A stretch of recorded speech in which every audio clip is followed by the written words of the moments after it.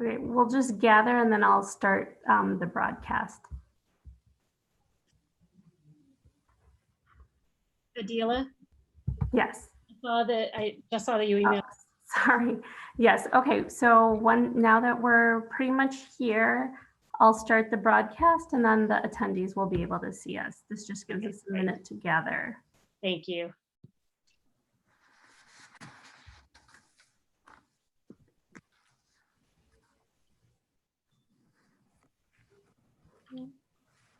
I'm just waiting for Sula. Okay, great. We're all here, so I will go ahead and broadcast.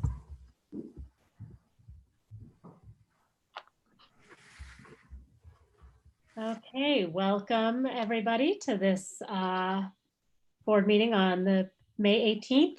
Adela, can we do a roll call? Yes. Kim. Here. Hernandez.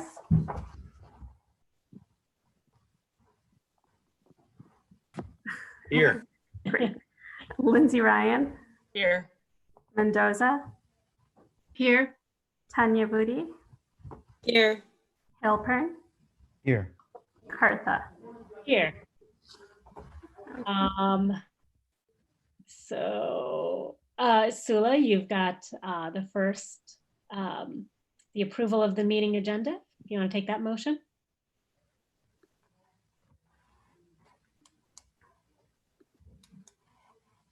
Oh, Sula, you're muted.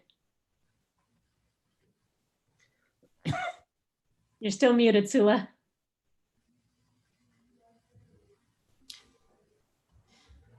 Sorry, I was using the space bar thinking that it would, I thought it was supposed to temporarily unmute me.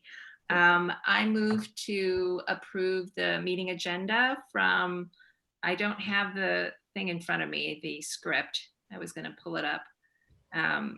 From, what was the date? You know what? I'll just go ahead and I move that the Board of Education adopt tonight's meeting agenda as presented. So moved. Great. Kim. Yes. Hernandez. Yes. Lindsay Ryan. Yes. Mendoza. Yes. Tanya Booty. Yes. Hilpern. Yes. And Kartha. Yes. And then we'll go on to district updates. Phil, did you have anything to share? Yes, we had one thing that we wanted to bring to the board's attention. As you know, we're in the midst of remote learning, and every day we're continually improving that, and we still have some professional development that we're doing with our staff. We have received quite a bit of informal feedback from our parents, and we're taking that very seriously and are making improvements in that. The second area we're looking at is for our summer programs, which at this point will be remote learning. And we're working on how we're going to even make that better than our current plan is going right now. Thirdly, we'll be looking at putting together different scenarios for the fall. One of those scenarios will be to look at continuing remote learning, if that's the way the approach may be. A second one could be some type of a modified returning to school. Last Thursday, the CDC did put out guidelines on schools and childcare returning with that. Our cabinet spent a lot of time on that today, looking at that and seeing how we may be able to do that. We have been told that the governor is going to be coming out at the end of this month, with guidelines, which we think will be fairly similar to the CDC guidelines. The one specific area we are really investigating is, in order to come back to school, would be to do regular and continuous checkups on all of our staff and students as far as their temperatures and that type of thing. We're looking at some of the technology that is out there where we can do temperature readings in groups, which will be very effective on putting that in place.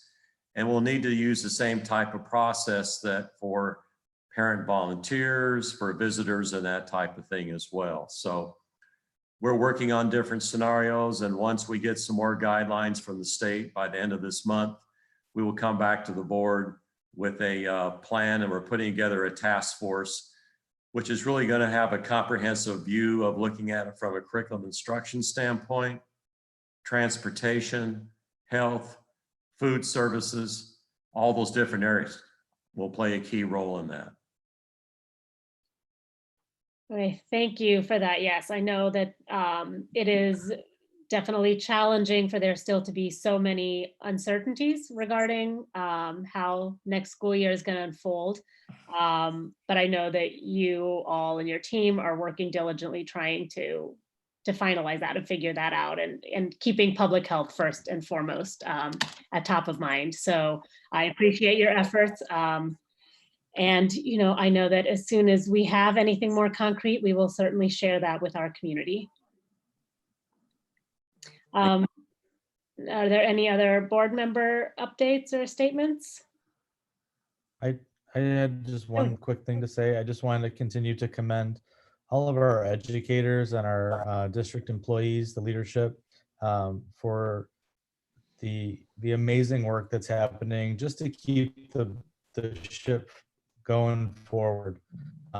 This has been a predictable and strange experience for educators to have to pivot and maintain relationships and some kind of continuity. And it's not perfect, but it's been done with a lot of grace and a lot of dignity and a lot of real pride for the profession. So thank you to all the District 65 educators. Absolutely agree with that. Thank you very much, Joey. I wanted to say a little bit of something. So again, I also wanted to take the time to thank all the parents of District 65 for their patience and their understanding.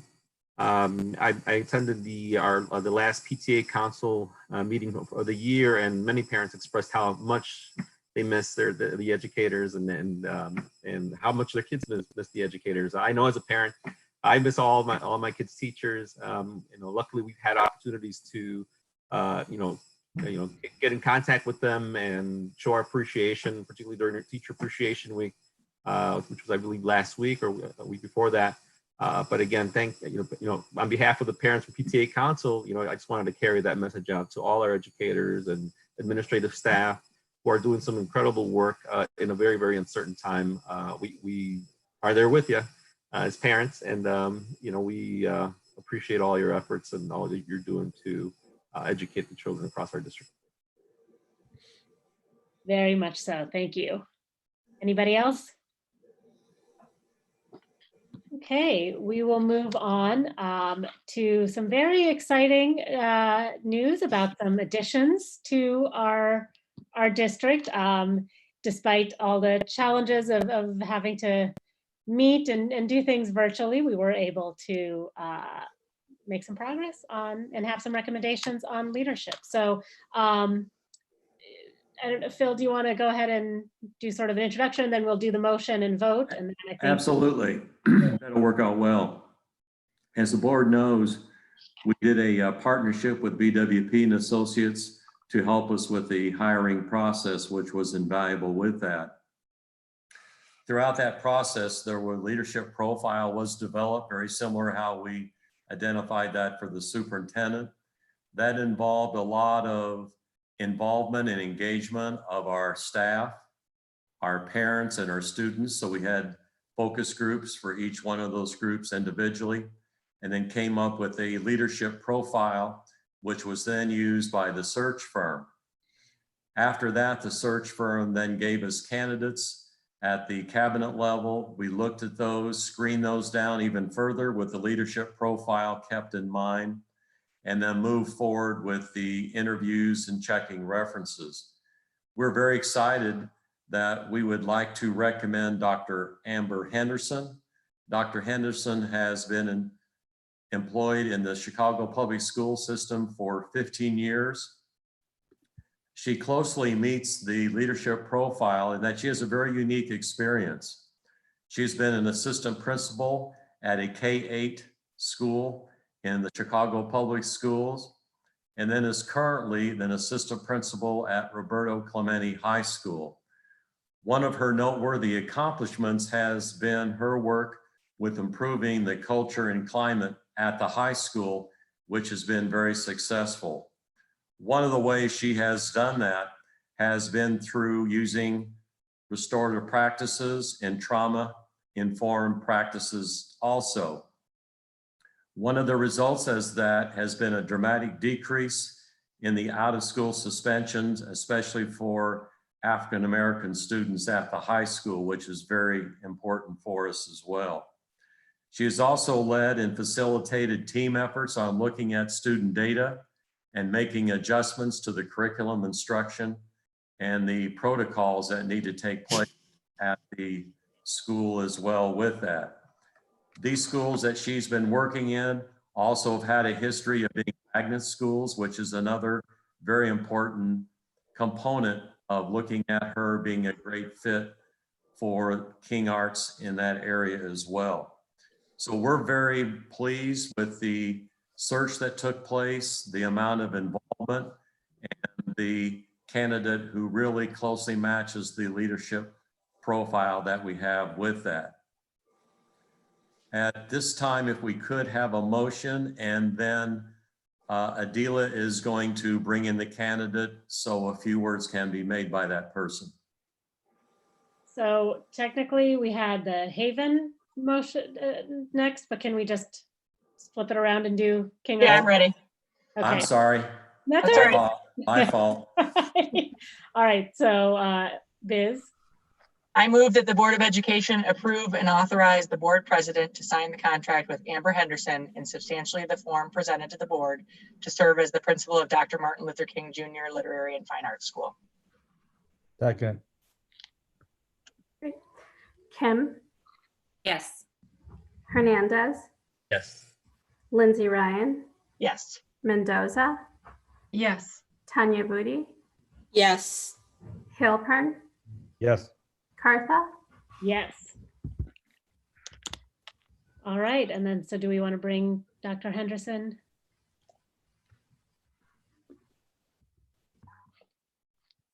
Hi there. All right, Hello, well, Dr. Welcome. Henderson. welcome, Dr. Henderson. Sorry we have to be meeting virtually like this, but we are definitely excited that you're here and that you will be joining the District 65 team. Thank you so much. I appreciate the warm welcomes, and I'm really excited to serve as the next principal. And I understand that these are unprecedented times, but I am just really sure that with clear communication, collaboration, we'll be fine together. And so thank you so much. I appreciate this. Well, Thank thank you. you very much. Thank you and We're excited. welcome. We're excited for you. We're excited for the King Arts community. Yeah, great. Well, thank you so much for joining us this evening. Indeed. Thank you. Thank you, Dr. Henderson. All right. Very exciting. Now I can do. Now, Okay. Sorry about that. No worries. The next candidate we have, as you know, we've used the same process for that. Excuse me, we're looking at what best meet those leadership profile as well with it. The candidate that we're recommending to you tonight is Mr. Christopher Ladding. He likes to be called Chris.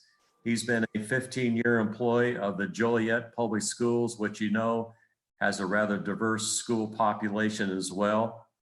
He has served as principal in 2 elementary schools in Joliet. In addition to that, he has also been the interim dean of academics for Dirksen Junior High School, then also taught 8th grade science at Dirksen High School. So he brings a great combination of experience in that area as well. He has a lot of experience with leadership and working with his team with professional learning communities. He also has provided a real vision and focus for the 2 schools that he's been principal in to really move them forward in school improvement as well. Finally, we were so impressed with him too of how he's very much connected with working with a combination of faculty, students, and parents for a unified front to make sure that we have an environment that is very conducive to learning and also to the social emotional needs of all of our students with that as well. So at this time, we would make that a formal recommendation, Madam President. All right, excellent. So let's do the same thing. Let's make the motion. I think, Sergio, you have that. And then we will bring Mr. Ladding to join us. Okay. And by the way, Phil, you did it the right way. Okay, ladies first. So thank you. I move that the Board of Education approve and authorize the board president to sign the contract with Chris Ladding in substantially the form presented to the board to serve as the principal of Haven Middle School. Second. Kim, Yes. Hernandez, Yes. Lindsay Ryan, Yes. Mendoza, Yes. Halpern, Yes. Cartha, Yes. And so if we can bring Mr. Ladding into the meeting. Did I vote? oh, Tanya Booty, sorry. Yes. Thank you, thank you. Thank you, I'm sorry. Approved 7-0. Okay, excellent. Welcome. Welcome, Mr. Ladding. We are very excited to have you join us here tonight. We're very excited that you're joining District 65 and the Haven community. Very excited. Thanks for having me. I'm really excited to join the family and getting the chance to get to know everybody, all of our stakeholders, all of our families and students. And I'm really excited to get the opportunity to collectively do the work necessary to continue to make fantastic learning environments for our students and staffs. Well, Mr. Ladding, welcome aboard. Welcome. We have heard wonderful things, and so we expect great things ahead for Haven. So thank you very much. Thank you. Welcome. Welcome. All right. For our concluding remarks on this, both of the candidates will be setting up specific times for them to meet with the staff and the parents. To do that, obviously you have to be by Zoom. And as usual, Melissa will be putting out the news release tonight on both of those candidates. I'd also like to acknowledge, as well as would Heidi, the great facilitation that Beatrice did during this process of facilitating that in conjunction with BWP. And then lastly, board, we really appreciate the support the board has given to making sure we could go out there, do a very extensive search that was done with fidelity that will meet the needs of all of our stakeholders.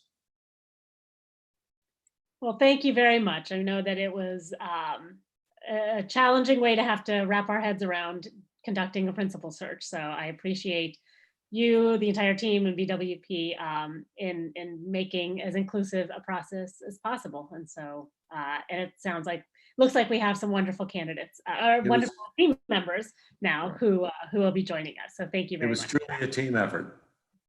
Excellent. All right. Moving on to public comments. Adila, do we have public comment?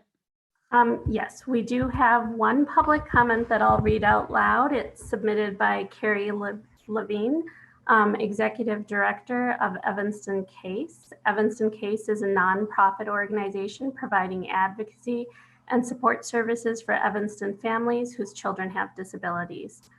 Her comment states, "Dear board members and District 65 administrators, Evanston Case would like to express our sincere gratitude to Dr. D. Cristofaro and the Special Education Department for producing these reports and presenting this important work to the board this evening.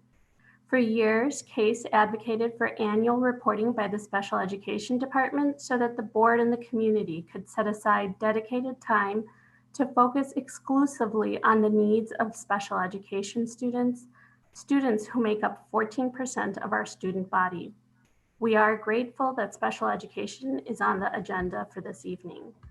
We appreciate the thorough analysis Dr. D. Cristofaro is presenting and her emphasis on the need to reduce the disproportional identification of students of color in special education. This is critical and long overdue equity work. Additionally, we support a careful analysis of whether special education students are in overly restrictive settings and might be better served through placement in more inclusive settings. Finally, we agree that it is critical to provide special education students, including EL students, the opportunity to access the educational and language supports they need in their neighborhood schools.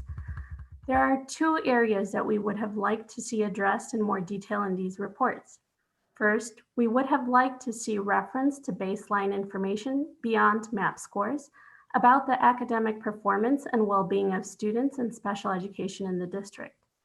Parents and guardians are looking to understand how their students are faring, as well as goals and benchmarks for improvement. As the board has examined the achievement data for students with IEPs over the years, we have all been concerned by the predictability of poor academic outcomes for these students.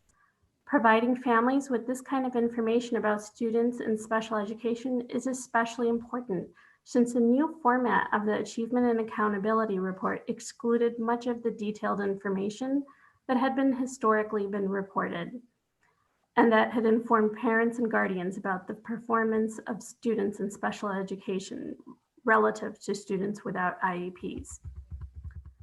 There is an attachment that will be forwarded to the board. The second area of concern is that the reports do not present a plan to improve the special education system so much as a focus on moving students away from it. The research highlighted in the presentation posits that special education status in and of itself leads to poor academic outcomes. While this perspective is cited as credible, we should wholeheartedly reject that conclusion and endeavor to erase that prediction for Evanston students. The priority number one work of correcting the clear problem of racial overrepresentation must be paired with a priority number two that focuses on improving the system for those students who require specialized services and instruction. As the report points out, one would expect students who have additional interventions and specialized instruction to make greater gains than other students. If this is not the case, we need to ask why. If special education in our district is less rigorous, does not promote growth, and is not evidence-based, we should all be troubled and motivated to act. It appears that this will be probed through the WestEd Consulting Group evaluation. If so, we encourage this process to move ahead as quickly as possible. There is no time to waste in undertaking efforts to better the special educational system for all District 65 students with disabilities. Special education does not have to be a failing institution. We have talented staff and substantial resources in our district to commit to a robust and effective set of services, supports, and placements for our students. Increasing inclusion in students' home schools as appropriate should be the goal, but can only be achieved with adequate funding and staffing. The board must ensure this. We look forward to future reporting on plans for improvement and a budget to implement it. Please accept this feedback in the collaborative spirit in which it is intended. Carrie Levine, Evanston Case.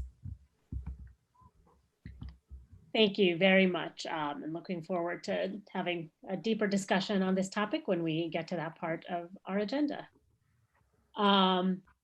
So next we have the consent agenda. Rebecca, I'll ask you to make the motion, but then I know that there were some questions about the consent agendas or about one of the items on the consent agenda. So we'll read the motion, but we'll hold off on voting until after we get those questions. So Rebecca. Okay, so go ahead and read it. Yeah. Okay. I move that the Board of Education accept the recommendations outlined in the attached group motion and approve the following. Personnel, leaves and terminations.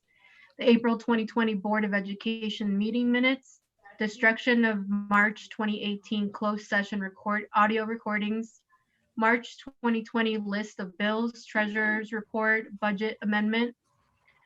Nutrition services, satellite meal agreement for SY, I think 20, it's supposed to say, or is it supposed to say SY2? I think it's 21. 21. 20. the treasurer's bond renewal, and transportation contract extension with Positive Connections.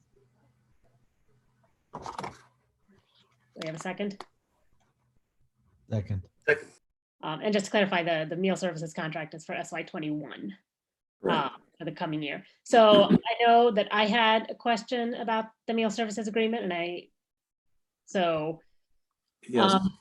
from our finance meeting discussion a couple of weeks ago, whenever that was, I know the issue had been raised about how are we planning for meal distribution in light of school closures, knowing that that's a significant possibility in the upcoming school year, and it seemed incomplete not to plan for that in some way. And so I want to acknowledge that there was some language included in this agreement, and I appreciate that.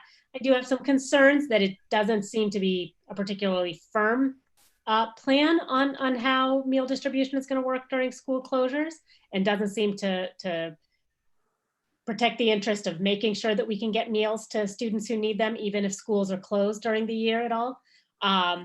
I recognize that right now the plan that we have in place is actually between District 65, ETHS, and the City of Evanston, and that in the event there is our school closures next year, that all three entities will have to be involved, not just the two school districts. So my hope is that, I don't know if there's this agreement is what it is, and it's just between the two school districts. I'm hoping that over the summer months prior to the start of the school year, that we can get some sort of intergovernmental agreement or MOU in place with the two school districts and the City of Evanston, just memorializing basically what's happening now and outlining everybody's responsibilities, just so we make sure that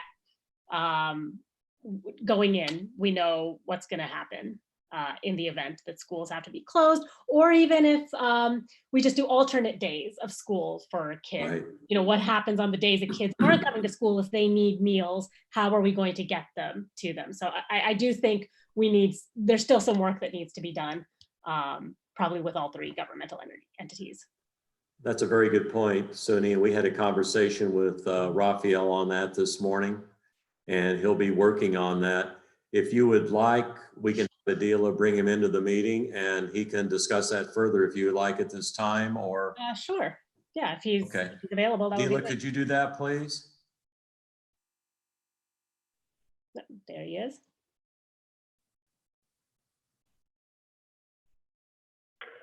Hi, everyone. Greetings, Raphael. There. So I heard the question, the conversation. We looked at the agreement, and we looked at it in view of the issues that were raised by the board during the last finance committee meeting. And I think what we came away with is in the interest of ETHS 202 to continue to provide food for D65 the way they've always done. Because the thinking is they will have their students on campus too. So there will be no reason for them not to continue to provide the food.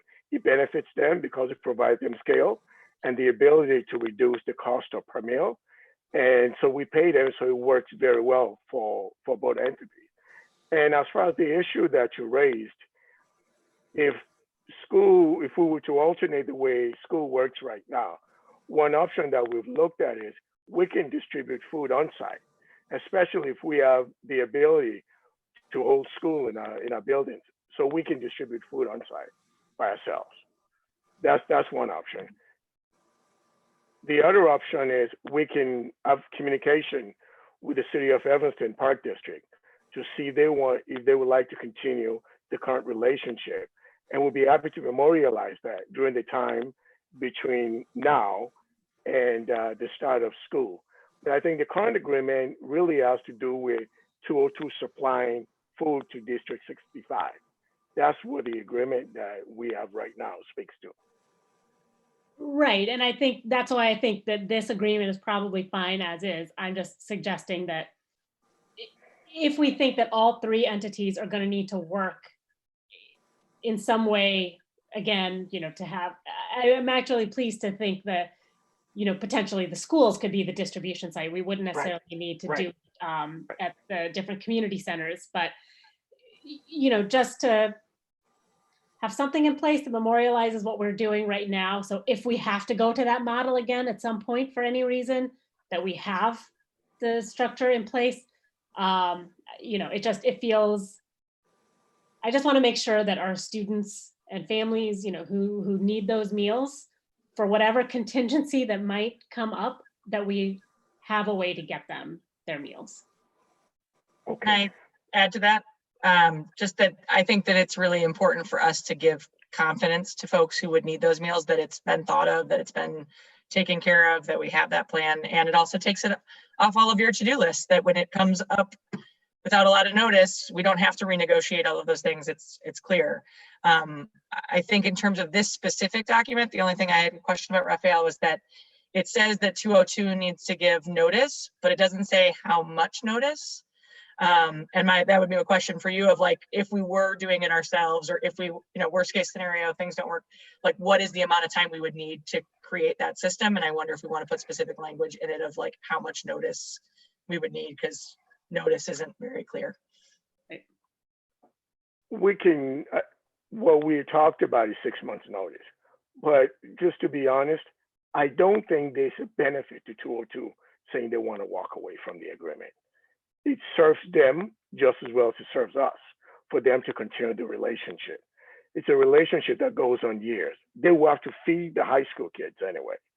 So by feeding the high school kids and also providing us the opportunity to feed the elementary school kids, it reduces the cost of food production. It allows the high school to make a little bit of money in the process. So it's a win-win situation.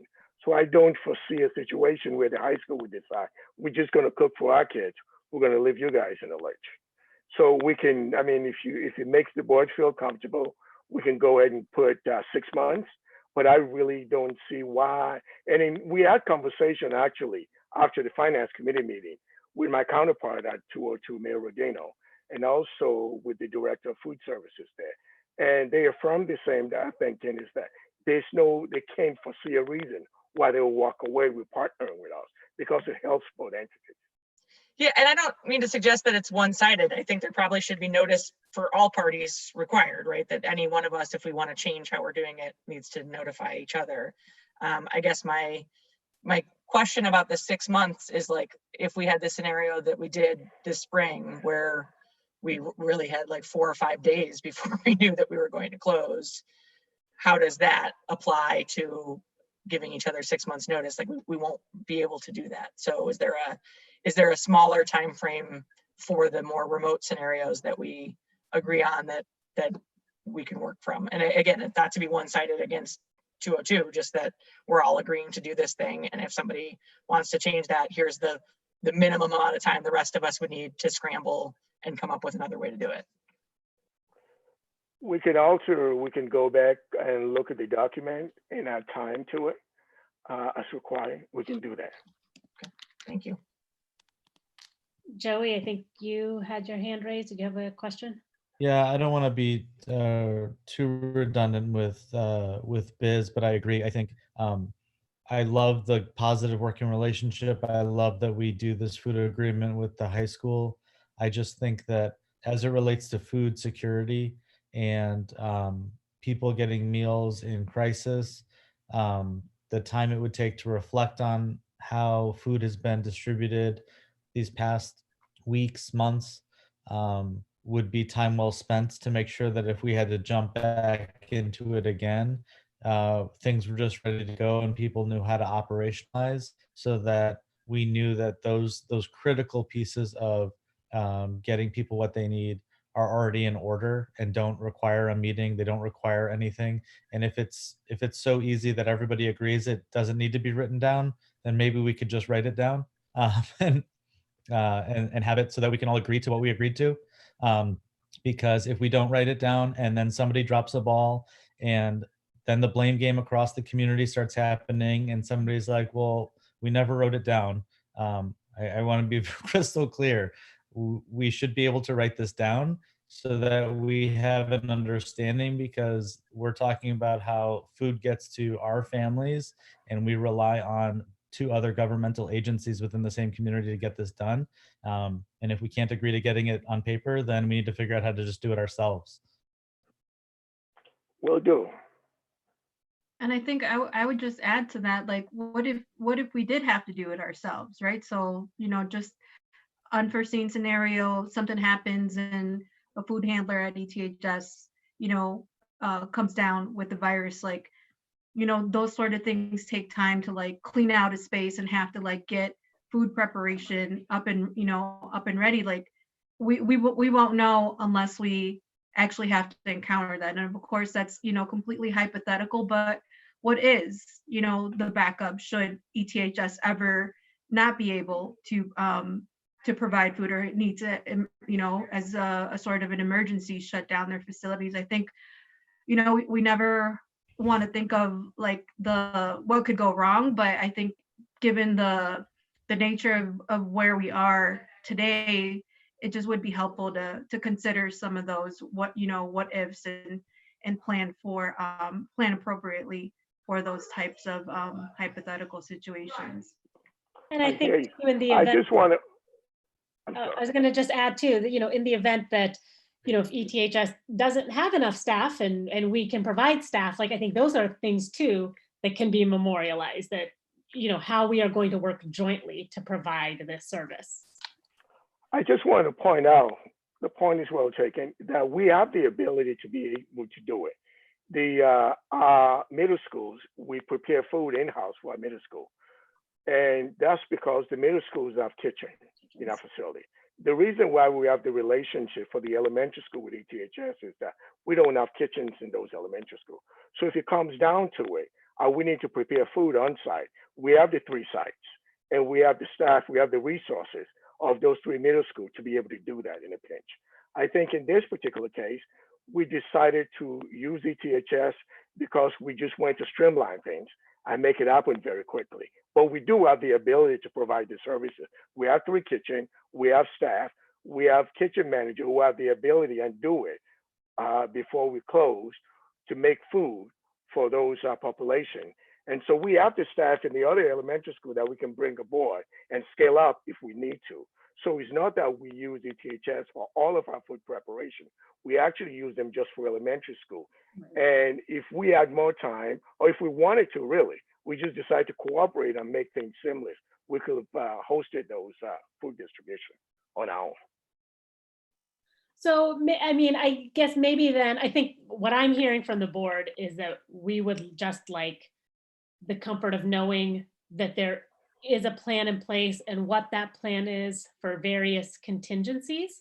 And again, I think, speaking personally throughout this, these last couple of months, I think there's been some misinformation about how food is being distributed and who's responsible, and that maybe District 65 wasn't paying for food. And, so there's just been a lot of uncertainty in the community.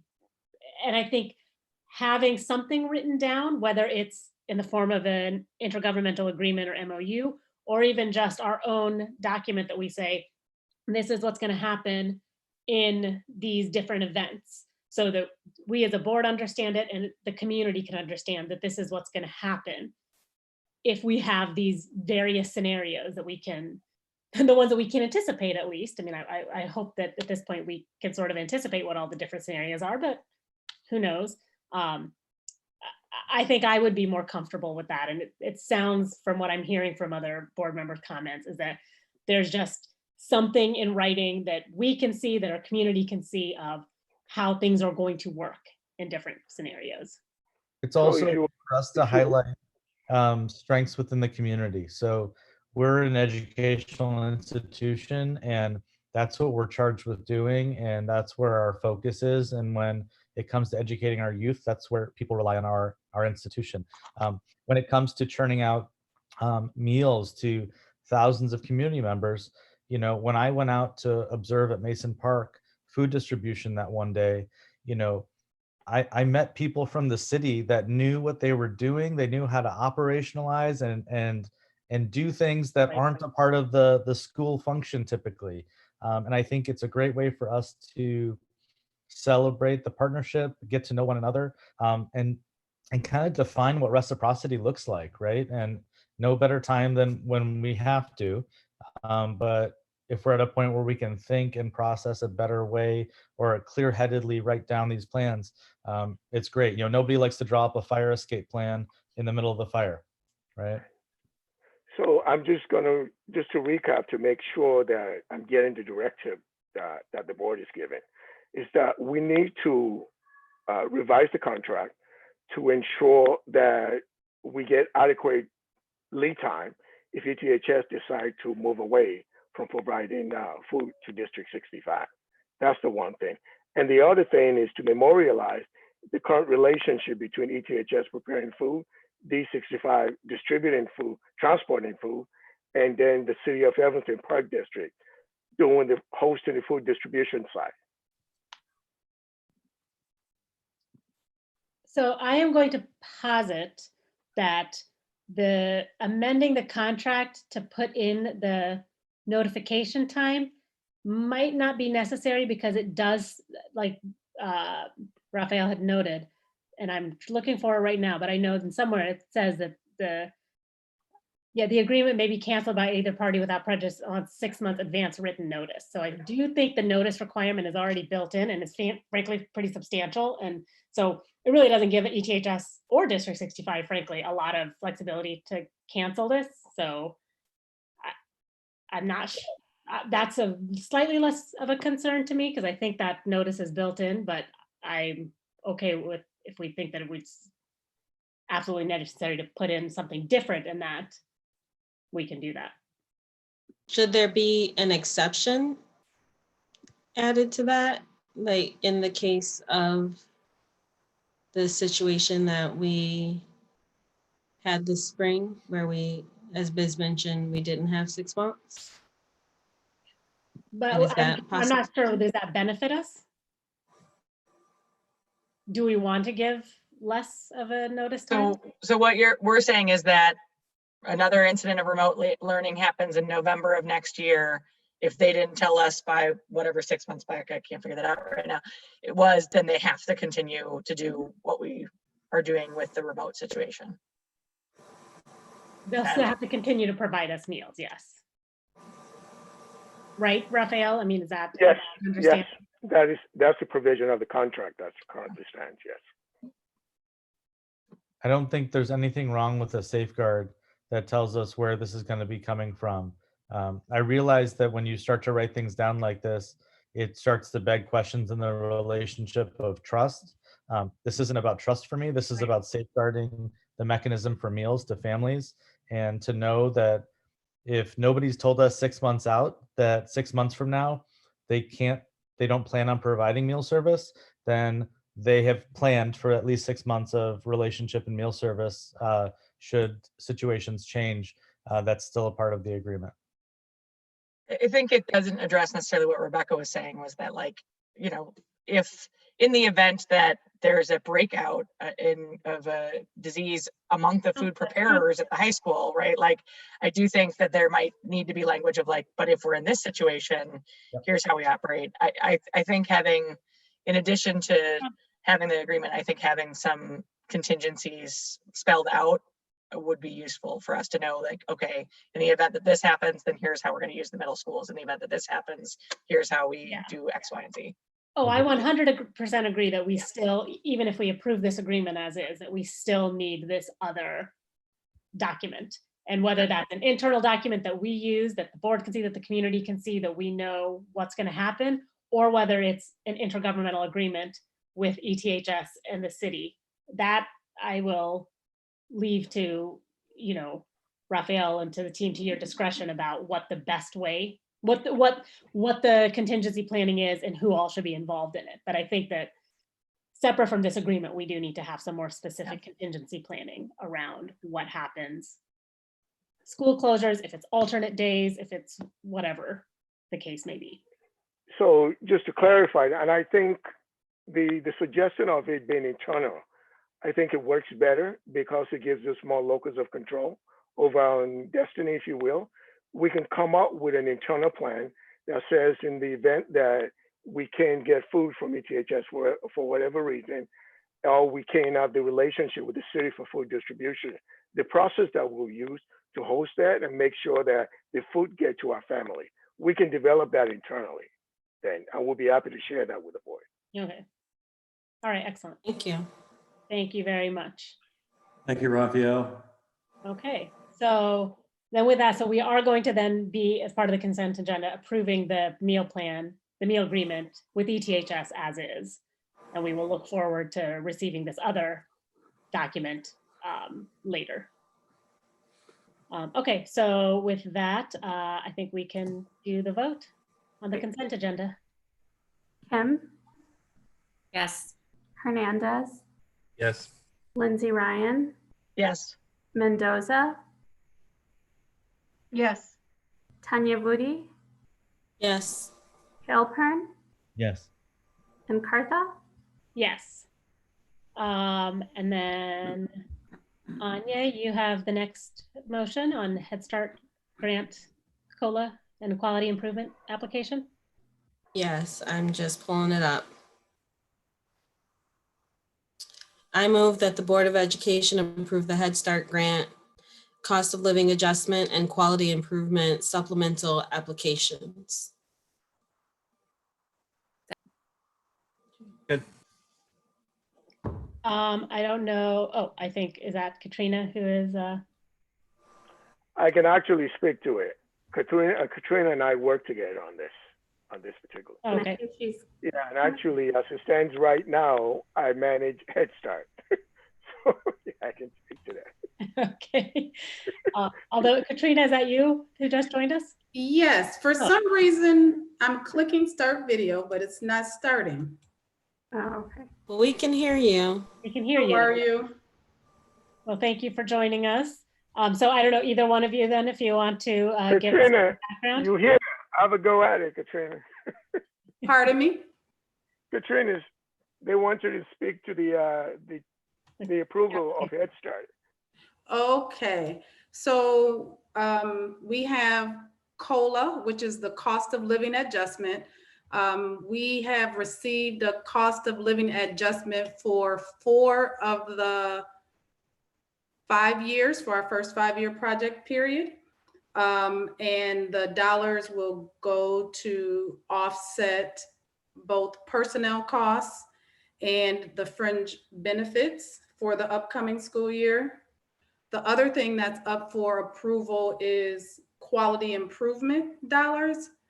That is a new funding opportunity, and that we've never had a chance to apply for quality improvement dollars. It allows you to use those dollars to help offset or use it towards compensation. So we decided to apply for those dollars to help offset some of the district costs related to, again, personnel and fringe for those 2 items. All right, well, excellent. Well, it's wonderful that we have that additional funding opportunity available to us. Are there any questions from board members? Okay, well, thank you, Katrina, for providing this, the application and that information. We can go ahead and take the vote on that. Oh, you're welcome. Kim, Yes. Hernandez, Yes. Lindsay Ryan, Yes. Mendoza, Yes. Tanya Vudi, Yes. Halpern, Yes. Cartha. Yes. And then next, Joey, if you can make the motion on the instructional supply fees, and then we'll have some discussion on that. Yeah, I move that the Board of Education approve the proposed instructional supply fees for fiscal year 21. There a second? Second. Okay, Raphael, do you want to give an overview and then we'll have some questions?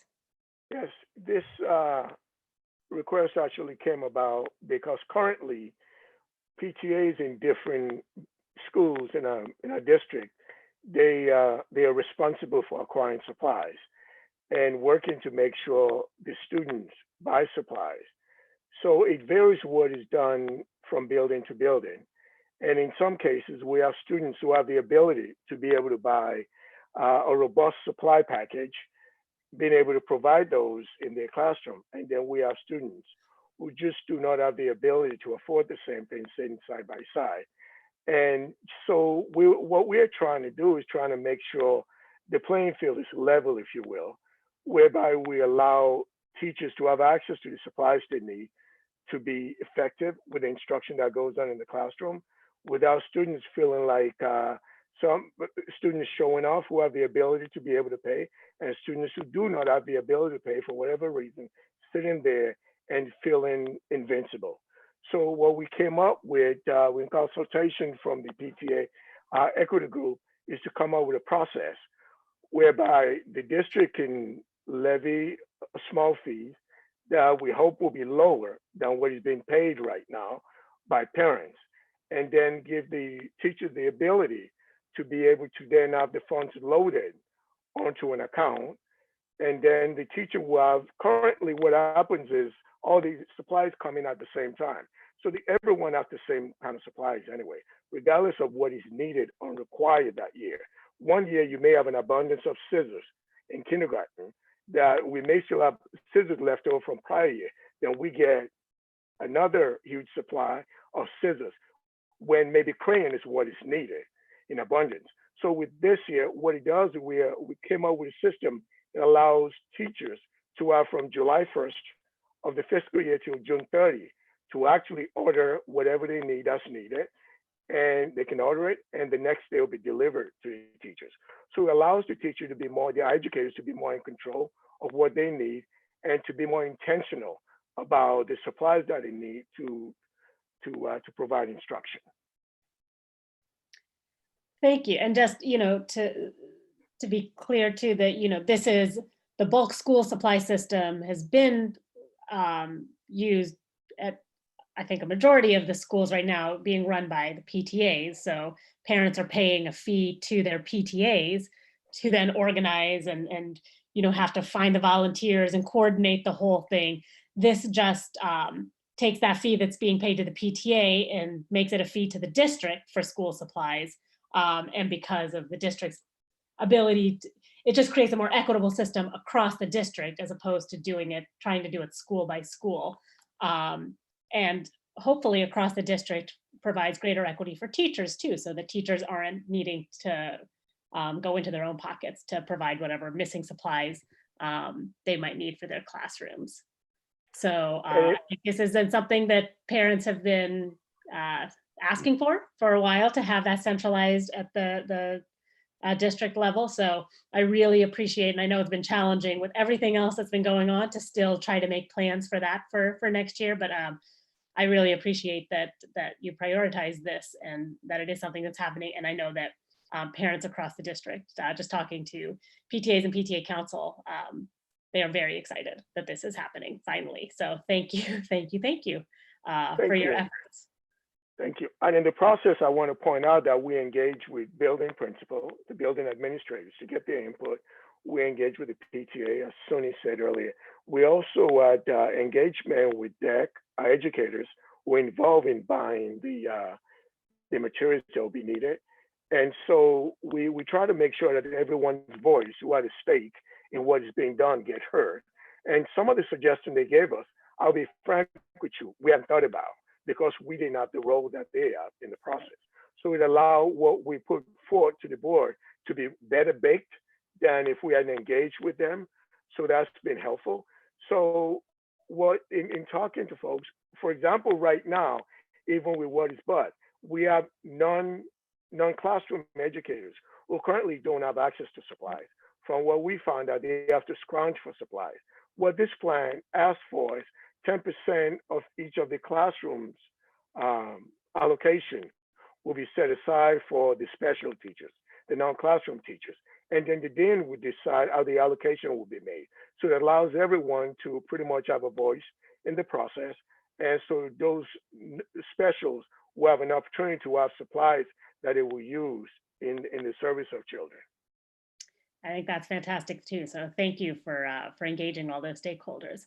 Are there questions or comments? And what I will also point out is this is just this is the baseline. We don't have all the answers. We've never done this before. So we felt like we have to start from a baseline. It's open to improvement. And the baseline that we came up with, based on conversation we've had with different people, is to start with $35 per educator. And then we'll see what happened this year. If it happens that we don't need as much money for the first year as what we anticipated, then what we'll do, those fees will actually go down. So whatever's left will always be directed to supplies, bulk supplies. It will never be used to fund anything else. It will be solely for supplies. All right. Are there questions, comments? Just one comment from me. I love this idea, everything about it. From an equity lens, it kills me when some kids get to go shopping and pick out the sparkly pencils or the special this or that and bring it to school, while other kids are, bringing in what they can find, best that they can, and to give everybody an opportunity to work with the same materials, and the dignity and pride that comes with knowing that you're going to be equipped when you get to school with all the tools that you need to be successful at school is a very important message that we're sending to the community. And I thank you for the efforts that you did to get this off the ground, and to all the partners that played a role in getting this to happen. Thank you. Thank you. Anything else? All right, great. Well, thank you again. I think this is going to be something that is really beneficial to our students and our families and our teachers. So I'm really thrilled that it's going through. We will work with PTAs and PTA council to make sure that parents are aware that this will show up as a new fee on the school fee bill that they get later in the year. But this is replacing the fee that the PTA would be asking for them. So we'll work with PTA and PTA councils to make sure that messaging gets across, so people don't think that they're being double billed for something. So Adila, can we get the vote on that? Yes. Kim, Yes. Hernandez, Yes. Lindsay Ryan, Yes. Mendoza, Yes. Tanya Booty, Yes. Halpern, Yes. Cartha. Yes. So those are our action items. Now we will move on to a couple of really important discussion items. I know that we have been trying to keep these meetings as lean as possible, but these two items felt very, very important that we needed to discuss and not put off to waiting until we could meet in person. So I see that Romy has joined us, so thank you for that. Phil or Heidi, if you want to do any sort of introduction before we turn it over. I'll just do a very brief intro. As you recall, we had this previously scheduled for the March board meeting. And as Suni said, we were trying to hold off on except those really key issues. The time is though very important that we provide this report to the board and to the public, because this report is far reaching. And there'll be additional action that we'll be taking in the fall, both in the short term and then also in the long term as well. We're very excited about having Romy here tonight and doing outstanding work on providing to us information. That information is thought-provoking. It also has action that needs to be taken on it as well. So Romy, welcome, and take it away. Thank you. Can everyone hear me okay? Yes, thank you. All right. Well, thank you for having me. I think before I begin the presentation, I just wanted to take a moment to acknowledge, since I have this forum to just directly communicate to our students with disabilities and their families, just recognizing that the circumstances that we're currently in are creating a unique hardship, and we're here for you and we're thinking about you. And I want to thank our educators, our special educators, and our para-educators for the outstanding work that they are doing, going above and beyond to creatively support our students. So before we go into that, I just needed to take a moment to say that. And I'll just say one more thing. Somebody asked me the other day how our students with disabilities and their families are doing. And I recognize it's hard, but what I also believe is that our students with disabilities are also our most resilient, and so are their families. So I know we're going to get through this, and we're here for you, and we can do this together. So I just wanted to say that before I go into the presentation. Adila, I am able to share my screen. Is that right? Okay. So.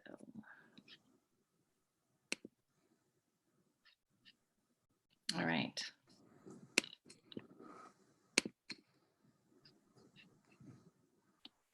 Okay, I also want to make sure everybody can still hear me and see my screen. Yep, okay, great.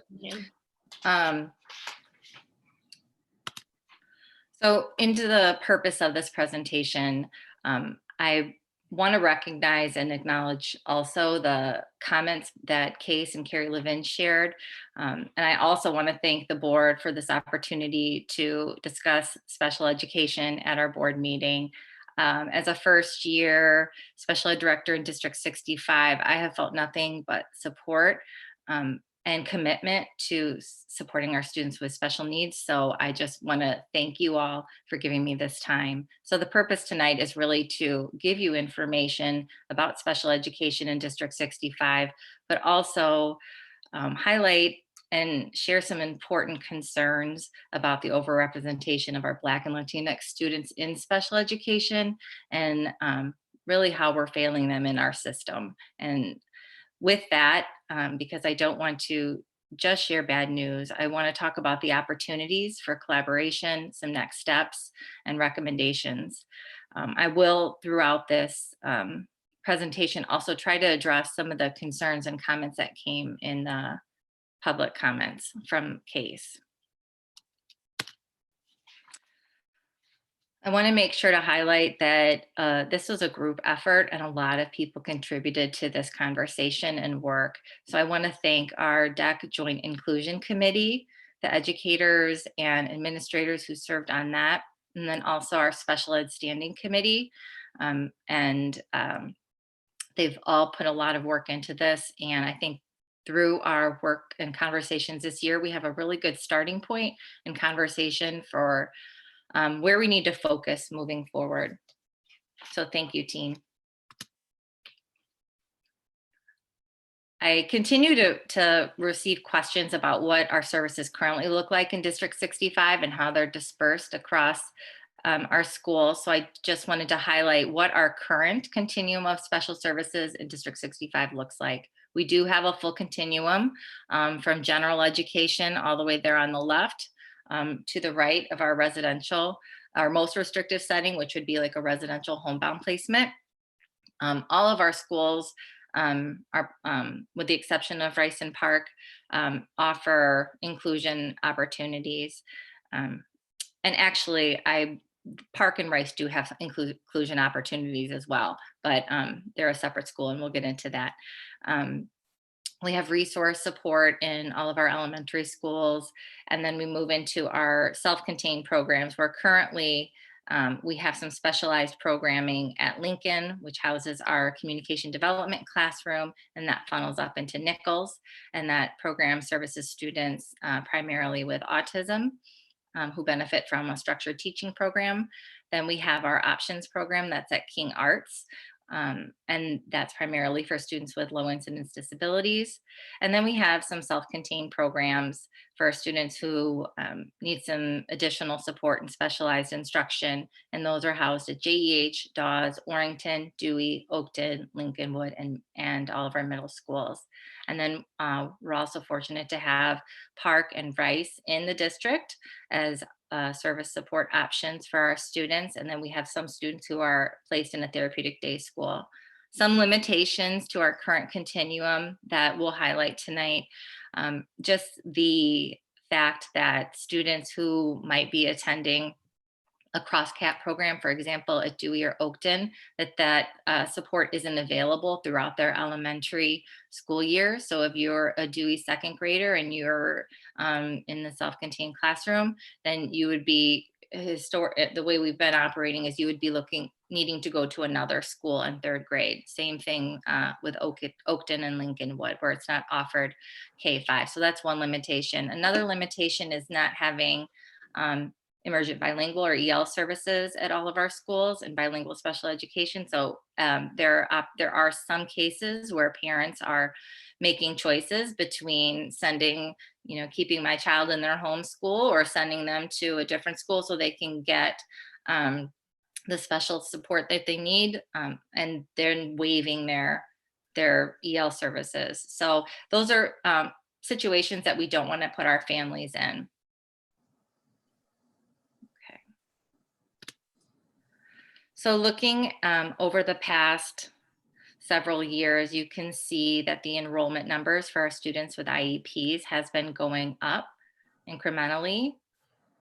This is also concurrent with our a slight decline in total enrollment numbers.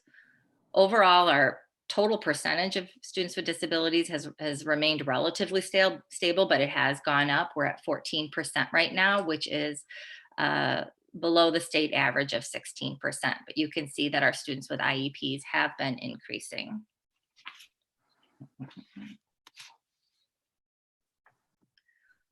So I shared some of the limitations of our current model and the fact that many of our students with IEPs are not able to attend their home school. So this is a breakdown of what that looks like and how those students are actually broken up.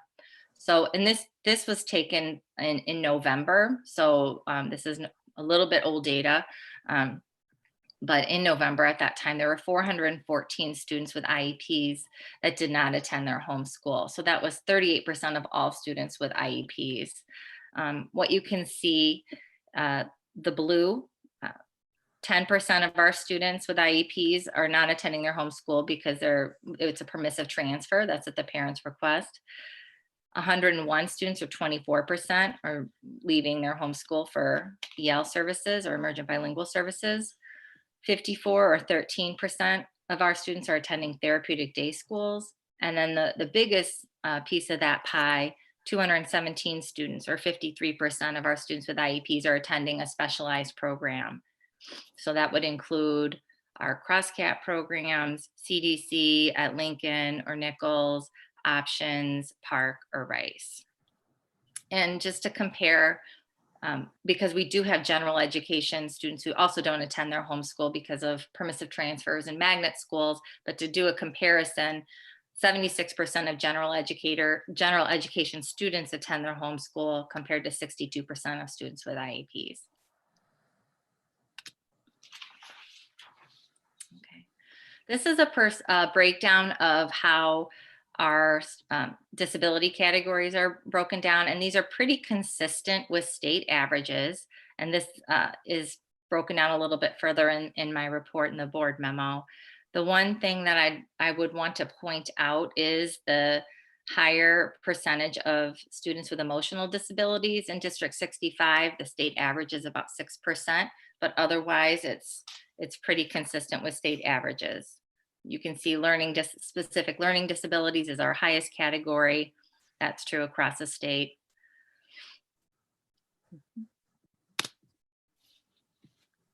So now when we break down our percentages of students by disability and race, I'll give you a minute to just digest this information.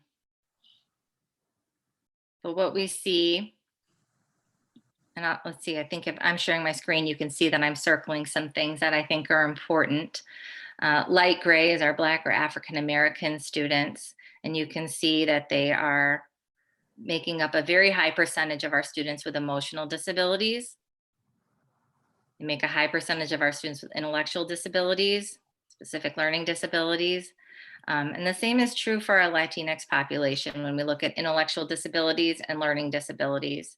The other thing I want to point out is our Latinx population, and that 32% of them have also been identified as having a speech language impairment.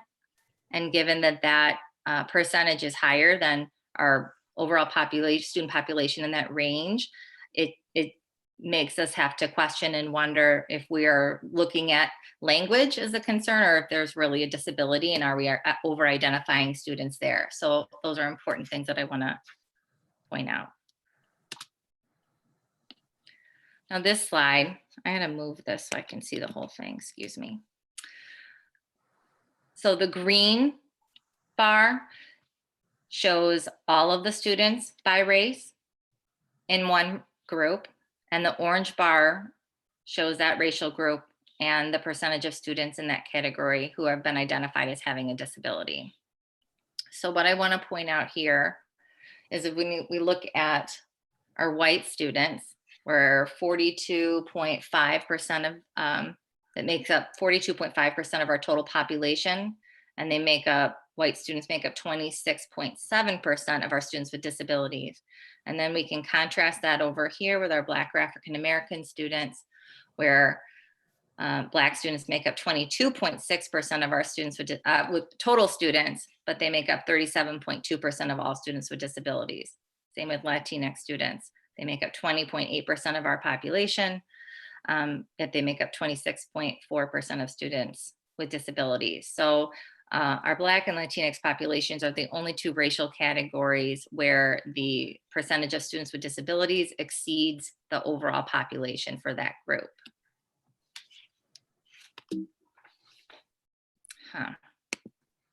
There. This is looking at it in a different way. Each racial group, you can see the yellow stands for students without disabilities, and orange stands for students with disabilities. And here I would just like to, again, kind of contrast and look at the discrepancy between our white and our Black or African American students. So we can see that with our white students, 93.3% of our white students are in gen ed. They're not identified as having a disability. 6.7% of our white students have been identified as having a disability. When we look over here, we see that 17.6% of all Black or African American students are identified as having a disability, and 13.6% of all Latinx students are identified as having a disability. So it's a pretty stark difference. And I just want to point out, I'm saying have been identified, because when you have issues of disproportionality, and we're going to look at that in a second, it's reasonable to conclude that we have some students who are identified as having a disability when they really don't have one. And I think that that's what we have in District 65 and why we're talking about this today. So going into this slide, this shows us the risk ratio. So which students by race are at risk of being over-identified for having a disability. And what you can see here, anything above the red line means you're at more risk. Anything, the green line is right there, and below that you're at risk of underrepresentation. So here it's clear, you can see that our Black students, our African American students, are significantly more at risk for being over-identified for emotional disability, for actually they're above an intellectual disability, other health impairment, specific learning disability. And then same here when we look at our Latinx population for intellectual disability, specific learning disabilities, speech and language, and multiple disabilities. So I just want to share something from the slide, but disproportionate outcomes produce inequitable learning opportunities. While special education services can produce access to additional educational opportunities, they can also serve to stigmatize children and further marginalize them. So I want to make sure that we're continuing to think about this and how our current system is potentially and is harming students.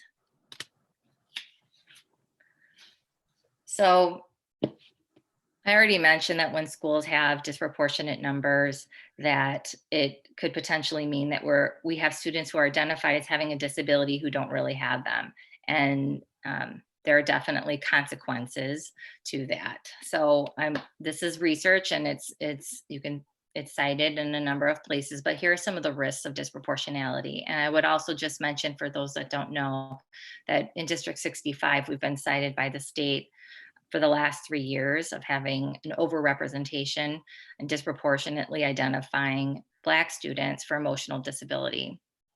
So here are some of the problems: preventing children from reaching their potential, continuing to fuel negative stereotypes, racial profiling that disadvantages students, lowered expectations among students, parents, and staff. And I think the hardest part of this is thinking about students who might be questioning their own capabilities. And that's heartbreaking to think about. But the other thing, when we disproportionately identify students who perhaps don't have disabilities is worse, and then excluding them from many cases the general ed environment, we're preventing ourselves, sometimes schools are preventing themselves from recognizing the need to make their own adjustments that they need to the curriculum, to teaching methods that reach all students. So disproportionality is a national issue. It's not just District 65. And there are a lot of things that are contributing to that. While it is a national issue, we have a responsibility to make some serious changes so that we can be a lighthouse district and really work to resolve some of these issues. And I think we need to address it strategically, looking at all of these various factors. So addressing our discipline policies and practices, our interventions and referral process to remove subjectivity and increase the effectiveness of our interventions, looking at instruction and assessment, differential access to educational opportunity, creating stronger family and community partnerships, teacher expectations and misconceptions, cultural dissonance, and considering district socio-demographics. So I know we are doing a lot already to address some of these things, but these are some of the factors. There's not just one thing that contributes to this, but it all works together. So I'm going to switch gears here into looking at our educational environment and where our students with IEPs spend most of their time.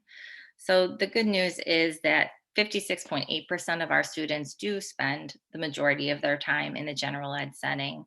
And that's even, and we'll look at the state averages in a minute, that's even higher than the state average. It is concerning, though, that we do have 10.5% of our students attending a completely separate school. And we'll talk about why that is. When we look at how we compare to the state and nation, oops, I don't know if you can see that. There we go. Here's the state in the middle. 6.4% of students across the state average are in a separate school setting, where 10.5% of our students are in a separate setting. And we're going to talk about why that is, but part of that is because we do have Rice and Park in our schools within our district and have access to that. But we also do have a high percentage of students who are outplaced, not even considering students at Park and Rice. But I think something to celebrate here is the high number of students who are engaged and have access to general ed. This is the breakdown of that 10.5% and how they're separated into or where they're going to school. So 74% of those students are going to Park, Rice, or a public therapeutic day school. And we do have some students that attend public therapeutic day schools. Then we have 20% of students attending private therapeutic day schools and 6% at residential placements.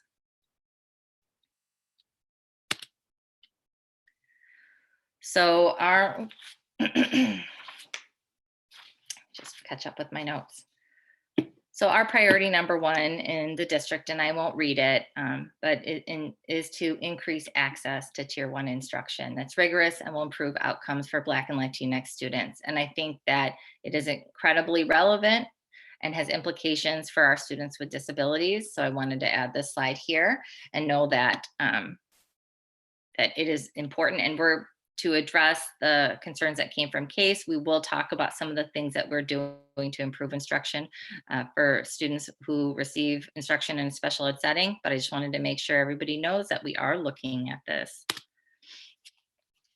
So when we break down the percentage of students by disability category and educational setting, this is looking, you can see across the bottom here, the different disability categories, and then what percentage they are in the general ed setting. So the light gray means they're included in general ed 80% or more of the time. The dark gray means they're in a completely separate setting. So what you see here is that the two disability categories that are excluded the most are emotional disabilities, which we know there's an overrepresentation of our Black students in that category, multiple disabilities, and then intellectual disabilities and autism are right there behind. Now, when we break down the categories by race, an educational setting, you can see green represents included 80% more of the time. Dark gray means they're in a completely separate setting.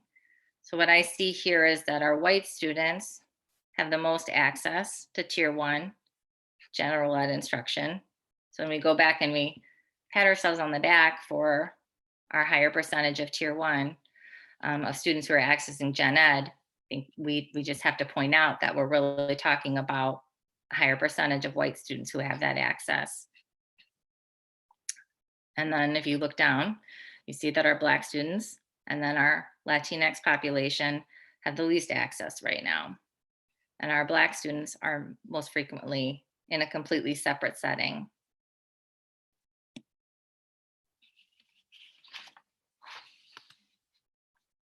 So moving into learning outcomes, and I do recognize that we're talking about MAP, and that's just one achievement assessment that we're looking at, but it is a standardized measure that we can use to compare and to how our special ed students are performing compared to our general ed students. So I wanted to look at the students that made expected gains, and we looked at expected gains assuming that all students can learn rather than an attainment score, because we want our students who are receiving that specialized instruction to be making greater growth. But what we saw when we compared was that our students with IEPs, 48% of them made their expected growth target, and only, while 57% of our general ed students made their growth target. And then when we looked at it by educational setting, our students with IEPs who had greater access to Tier 1 were most likely to make their expected progress, and then it went down from there.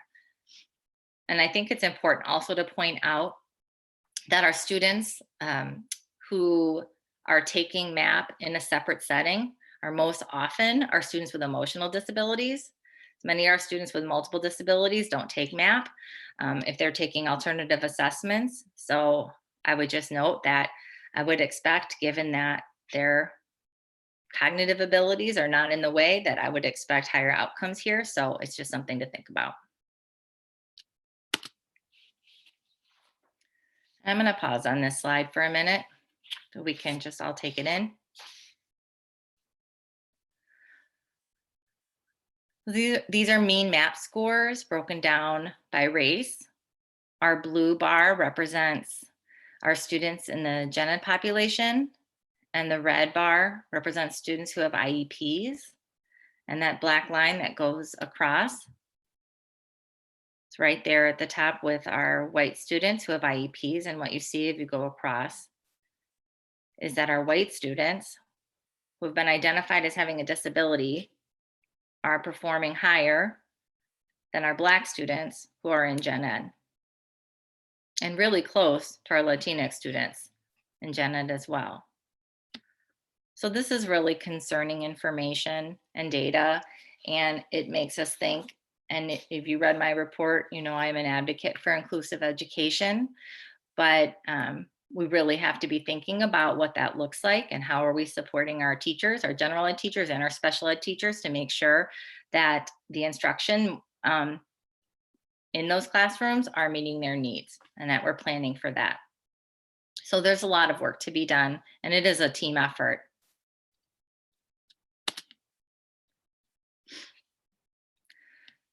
So a lot of times what I see when students are struggling at school is they need more. They need more special ed. They need more pullout. They need more this. And I just bring this research to the table because I want us to stop and think really carefully about what that means and when we do it. And there are students that need more, and there are students that need a smaller setting, and there are students that need specialized instruction. That is all true. And Case is right. We need to make sure that when they get that instruction in a pullout setting, that it's rigorous and it's good instruction. And I believe in our educators, and I know they can do it, and I know they are doing it. But with that said, the research says, and this is just about special ed in general, it's not always as rigorous, particularly for our Black and Brown students. Once a child is in special ed, there's little movement in terms of academic growth or moving into a less restrictive setting. And methods of instruction aren't always evidence-based and sometimes based on day-to-day personnel staffing decisions. So we just have to think about it. And I bring this slide to our attention. We have amazing educators working with kids, but more isn't always better. So we do have, I know that was some concerning data, and I am worried that that it might look even worse when we all return. So it's really important that we have a good plan moving into the future. So these are some of the steps that we're taking as a department, as a district, to support our students with with disabilities and our general ed teachers as well. So first, we are doing a programmatic, organizational, and financial audit with West Ed. It has been delayed a little bit because of the school closure, but they did conduct focus groups with our educators, paraeducators, and administrators. And then the parent focus groups are happening later this month. That was put on pause, but those parents that registered should be hearing from West Ed very soon. As part of that, we are looking at creating a sustainable plan to make sure that we are supporting our students and our educators in schools. We partnered with Deborah McKnight from Pacific Education Group. She came for one SPEL training, that's special education and ELL racial equity leadership development. That was held with cabinet, our district equity leadership team, administrators, our multilingual department. I hope I'm not forgetting anybody. It was supposed to be a 2-day training. She came for the first day, and then schools closed. So we are going to have to delay her coming back until next year, where then she'll also do the equity walk with us so that we can use, and then additional trainings with all of our educators is a plan for moving forward. So I'm very excited about that partnership. These recommendations came from our 2 standing committees, and so we are going to expand programming at Dewey, Oakton, and Lincolnwood, so they have a full K-5 continuum and no students have to leave in the middle of their school year.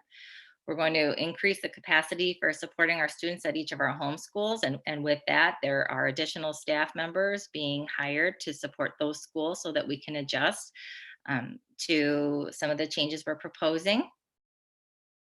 We're working with all of our educators on developing a plan for a better co-teaching model that will include professional learning for our general ed teachers and our special educators.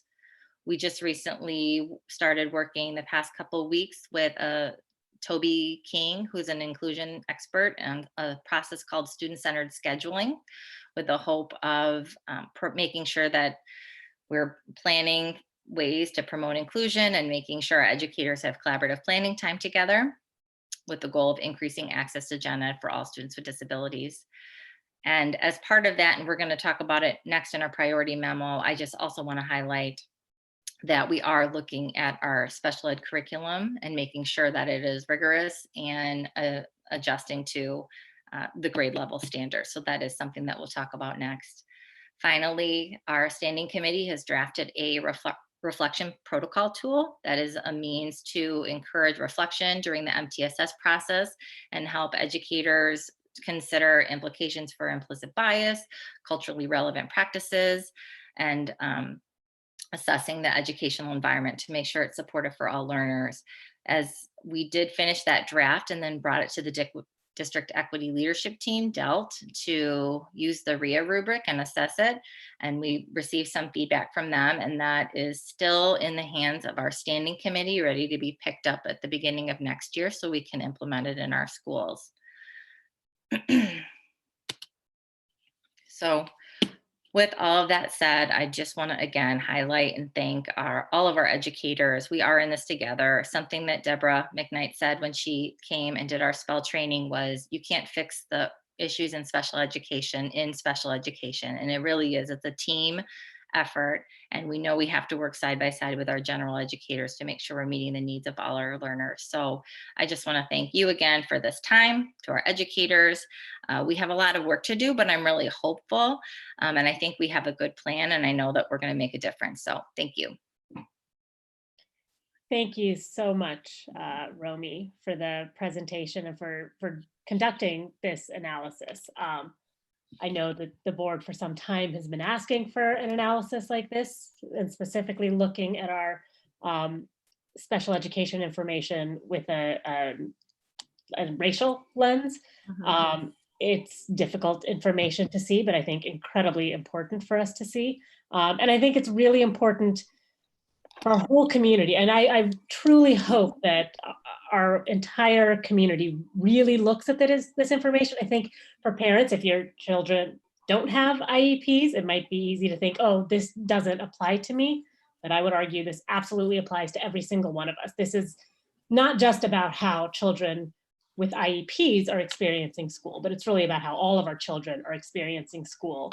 And we know that when kids are observing, how kids are treated different racially, and they're also observing how kids are treated differently when they have disabilities. So this is really important for all of us to understand and be concerned about and be motivated to do something about. So I think this presentation is that first step that we need. We need to be able to name and acknowledge the problems so that we can then figure out what structures we need to change to create a more equitable environment. So thank you very much for putting this together. With that, I want to open it up to board members with any questions that you might have. Anya?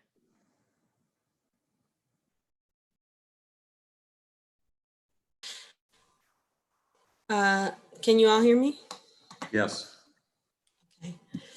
So this was an incredibly difficult report to read and hear. I think grappling with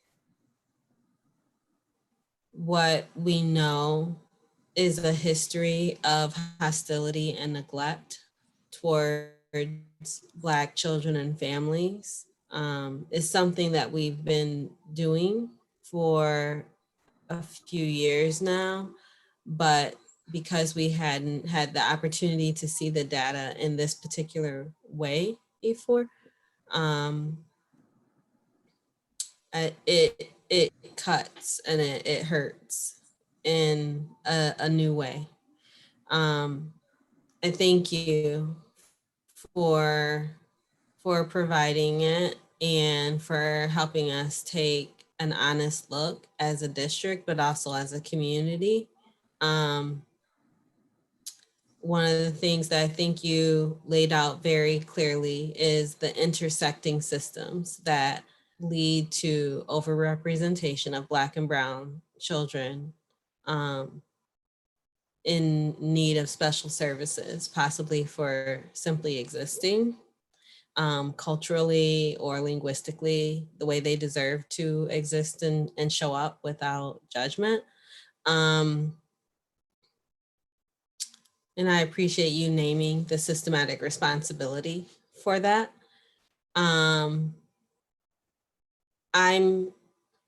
curious, having heard from our families who are racially and ethnically marginalized about their experience in previous occasions, how we are considering how we change practices or patterns in how we expect IEP conversations to happen, so that those are not places of opportunity hoarding where some folks are simply left out in either having the agency to challenge the assessments that may be misrepresenting their children, but also the agency to get the supports necessary necessary in order to achieve. Because that slide that you showed,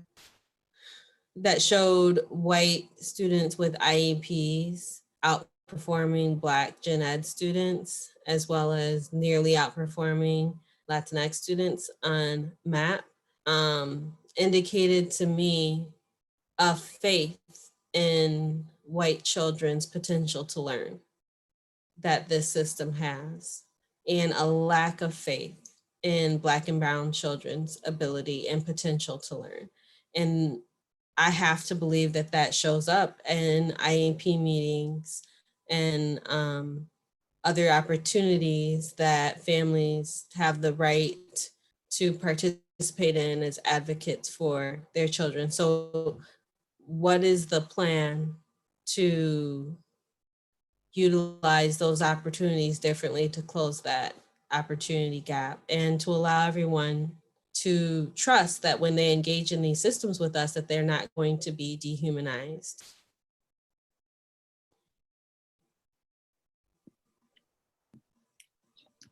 Those are great questions that we're all thinking about. And the term opportunity hoarding is something that I've heard a number of times in this district, and I do see it as something that is real. I don't know that I have all of the answers, but I can share that we're looking at this from a couple different lenses. One is understanding there's got to be some mindset shifts with our educators and our parents. And part of that, I'm hoping, will come through looking at this presentation, seeing the data right in front of us, and recognizing that we need to really analyze how we're serving students. So, I mean, that's step one. I think our continued work as a district, and not just, you know, the work that we bring in with Deborah McKnight, but the ongoing equity work and conversations that we're having, and making sure that we are prioritizing resources where they need to go, and not to the families who are asking for more and more and more. And I think part of that too is educating those families that more isn't always better. But I think that I don't have an easy answer, because I know that we'll still continue to get requests for more services, when really there are some students over here that need more. And that's our job as school teams, to be having those conversations and looking at the big picture of the students that are in our school and who really needs what, and making sure that we're putting the support where it is. So I don't have an answer, but clear answer, it is going to be hard work. It's going to take lots of conversations. The other thing I'll just highlight too, is part of our staffing structure going into next year was very comprehensive in terms of looking at our current students and their needs, and making sure that we were matching to the best of our ability with what we know about the students coming in for next year, matching resources to needs. So we're looking at this through that lens and trying to make those decisions together. And we're also hoping that through some of the conversations we're having about MTSS reflection protocol tools and all of that, those are going to shift conversations so that students aren't jumping to resources that might not be necessary. So does that help? And I don't think there's much that's gonna help what we just saw, but in terms of how I feel right now. But I do appreciate specifically the thought of assessing how resources are distributed and offering the resources rather than waiting for families to ask. The other narrative that strikes me in the data that we saw is, in my experience as a parent of young children, having had peers who were recently parents of young children, oftentimes my Black parental friends were very reluctant to assess or to access early interventions for their children, such as speech and language supports, or physical therapeutic sports. Oh. And I think, and I noticed that my white parent friends were not. They were eager to access those resources for their children. And so I think there's this fear, a deep fear that Black families have of being mistreated and being stigmatized and being tucked away. What I see in these numbers is an inconvenience. Children and families being treated as an inconvenience. And I think, the way that then gets experienced is that when folks do have real needs, they're fearful and reluctant to ask for help when the resources may very well be available to address that issue. And the earlier that it's addressed, likely the better.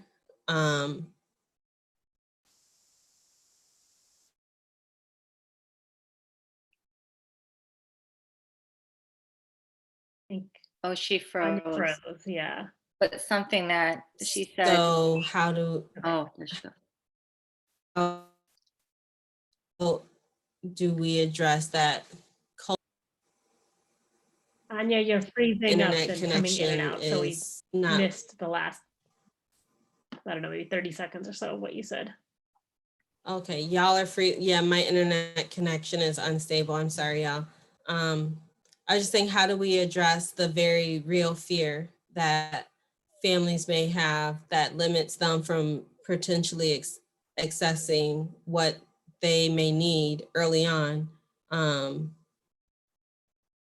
Because from what we see in this data, those fears are absolutely founded and valid. And so there's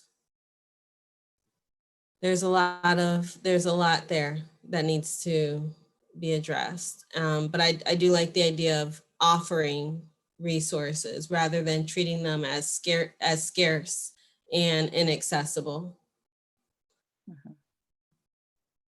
I'm also just thinking about more opportunities for outreach and hearing more about those perspectives and those fears, and how do we build relationships and try to calm those. So thank you for sharing that perspective.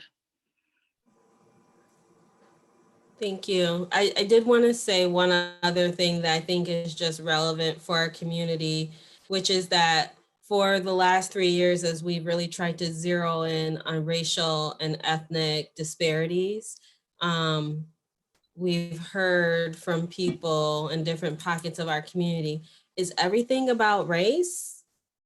And I would argue that the data that we saw tonight indicates that when we take a marginalized identity and we disaggregate it by race, we see that, yes, race continues to tell us a narrative that it is essential that we unpack the role of white supremacy in systems and how it continues to dehumanize and harm children, families, and communities. And I'm proud that you felt like you had the agency and the resources to provide this, to do this deep dive and provide this information.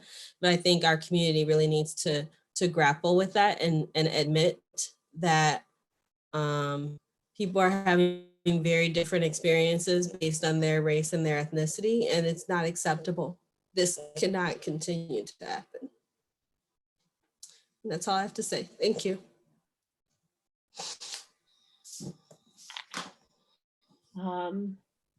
Any other biz? Thank you, Anya. I appreciate your perspective. Romy, I'm really grateful for this document. I think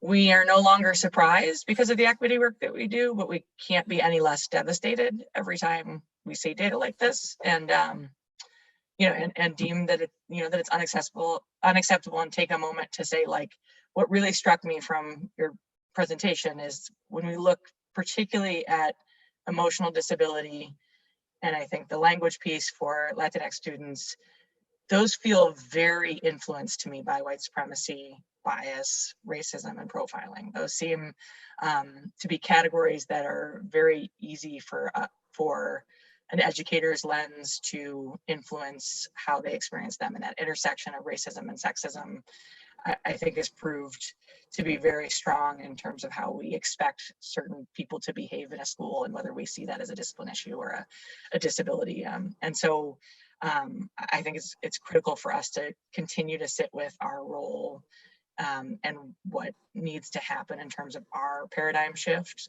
There's nothing wrong with these kids. That our systems are very broken, and so I appreciate the recommendation to have a reflection protocol. I think is going to be so critical, and really invest in that being a robust process. That for me, before because the misidentification is the problem here, not the disabilities, we need to make sure that that process has such rigorous parameters, and that I'm forced as a person in that evaluative position to really challenge my own ideas about who and what this looks like.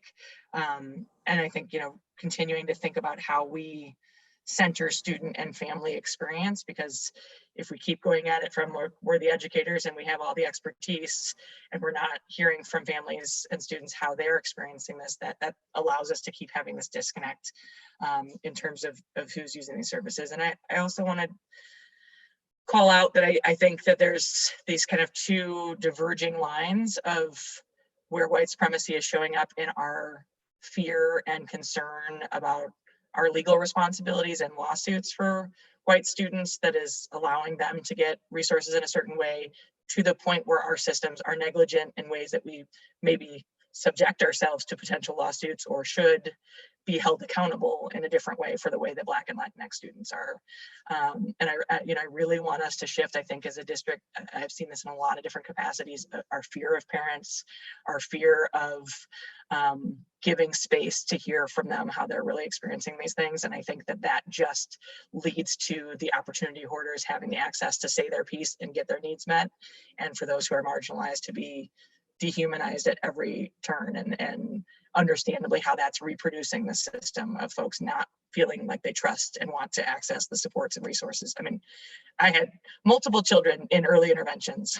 I had them in speech therapy and occupational therapy and all sorts of things. And I think that we have to look at all of the white supremacy that's going into those systems before they're coming in our doors, as they're entering through JEH and through the entire educational system, because I think we are creating very different trajectories, and the fact that white students with IEPs are exceeding expectations for Black and Latinx students is horrific to me. I mean, we really have to find a way to reevaluate the systems that we have. So I'm really grateful. I know that's what you're doing, and I appreciate your bravery to bring it forth and let us deal with it.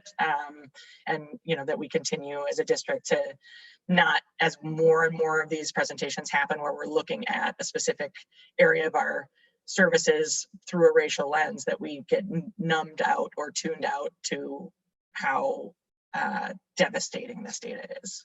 So thank you for bringing it forth. And I really hope to see some of those investments in the reflection protocol, and really trying to center parent and student experience in the process, because I think that's lacking for a lot of folks. Thank you. Thank you. Any other comments or questions? Sergio? Yes, number one, Romy, thank you again for being brave, and again, and this board, I think, really really value true honesty, right? I think if we look at the history of where IDEA, at least legally, developed the Disabilities Act, it goes back to a school district in DC that didn't want to provide special education services to Black students because they couldn't afford it. So of course the courts ruled against them, and that's where one of the first laws to service students with disabilities came from, or emanated from.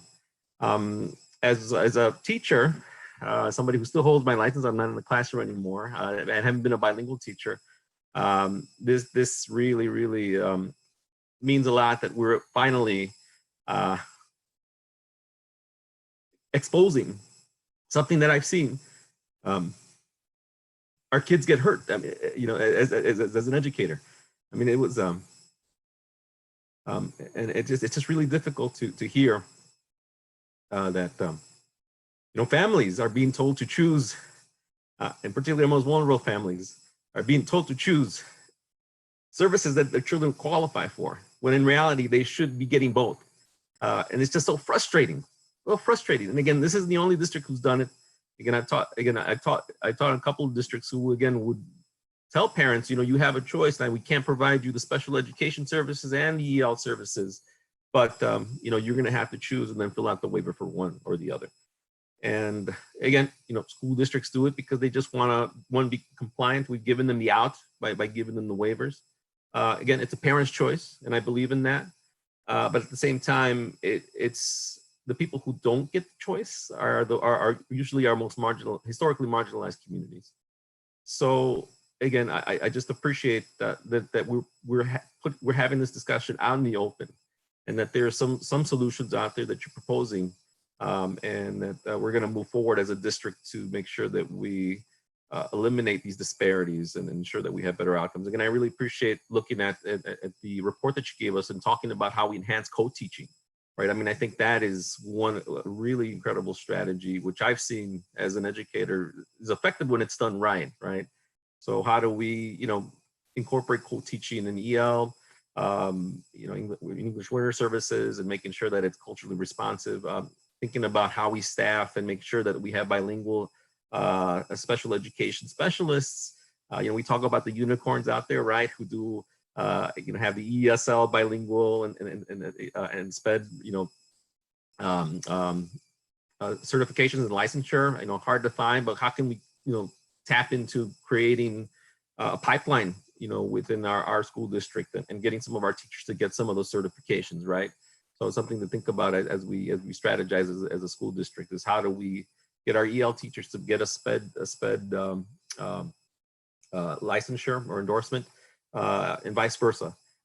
Also thinking about, again, I want to piggyback off of what Biz was saying regarding, you know, creating that space to just educate parents on the very basics of how to advocate for your children if they've been evaluated and found to have special education needs, right? So again, maybe creating webinars and, you know, again, given that we're in COVID-19, you're going to have to find whatever means possible to communicate with parents, right? In order to get them that information, in order so they can know how to advocate for themselves and in their language. So again, as I think about how we're going to move forward, again, centering, you know, family and particularly marginalized family and student experiences, and giving them the space to talk about it, would be, you know, except that I think that would be where we start, square one, you know, is that again, let's reach out to those families who, as soon as we find out that the children's tested to, you know, or have been evaluated and showing that they need special education service, let's sit down and you know, help them build this family community. And I go, you know, we have CASE that kind of helps do that. Don't know if they do it with the Latino community as often. Again, it's again, like we've been discussing, it's the folks who know how to navigate systems and have the privilege and the resources who are able to advocate for the kids. But a lot of us, again, we don't even understand where to start from square one in regards to the due process and all these other pieces. What an IEP even means, because nobody's properly explained it to us. So again, whatever way we can to be able to explain just the very basics in the process of special education and ESL and any other special services, I think it would be the first place to start. I had one more thing. I mean, when I remember it, I'll say it.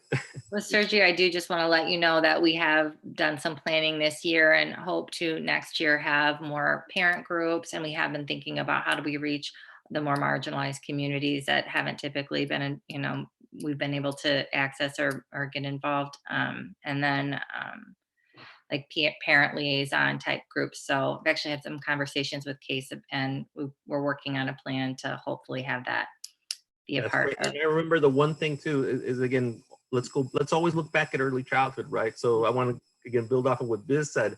You know, when you're again informing people that there's something that exists, such as early intervention. A lot of folks don't know that. And you know, again, giving folks access to that information, because early intervention actually, you know, the research is clear, really helps mitigate and really helps resolve that issue before the kids hit the K-12 system, right?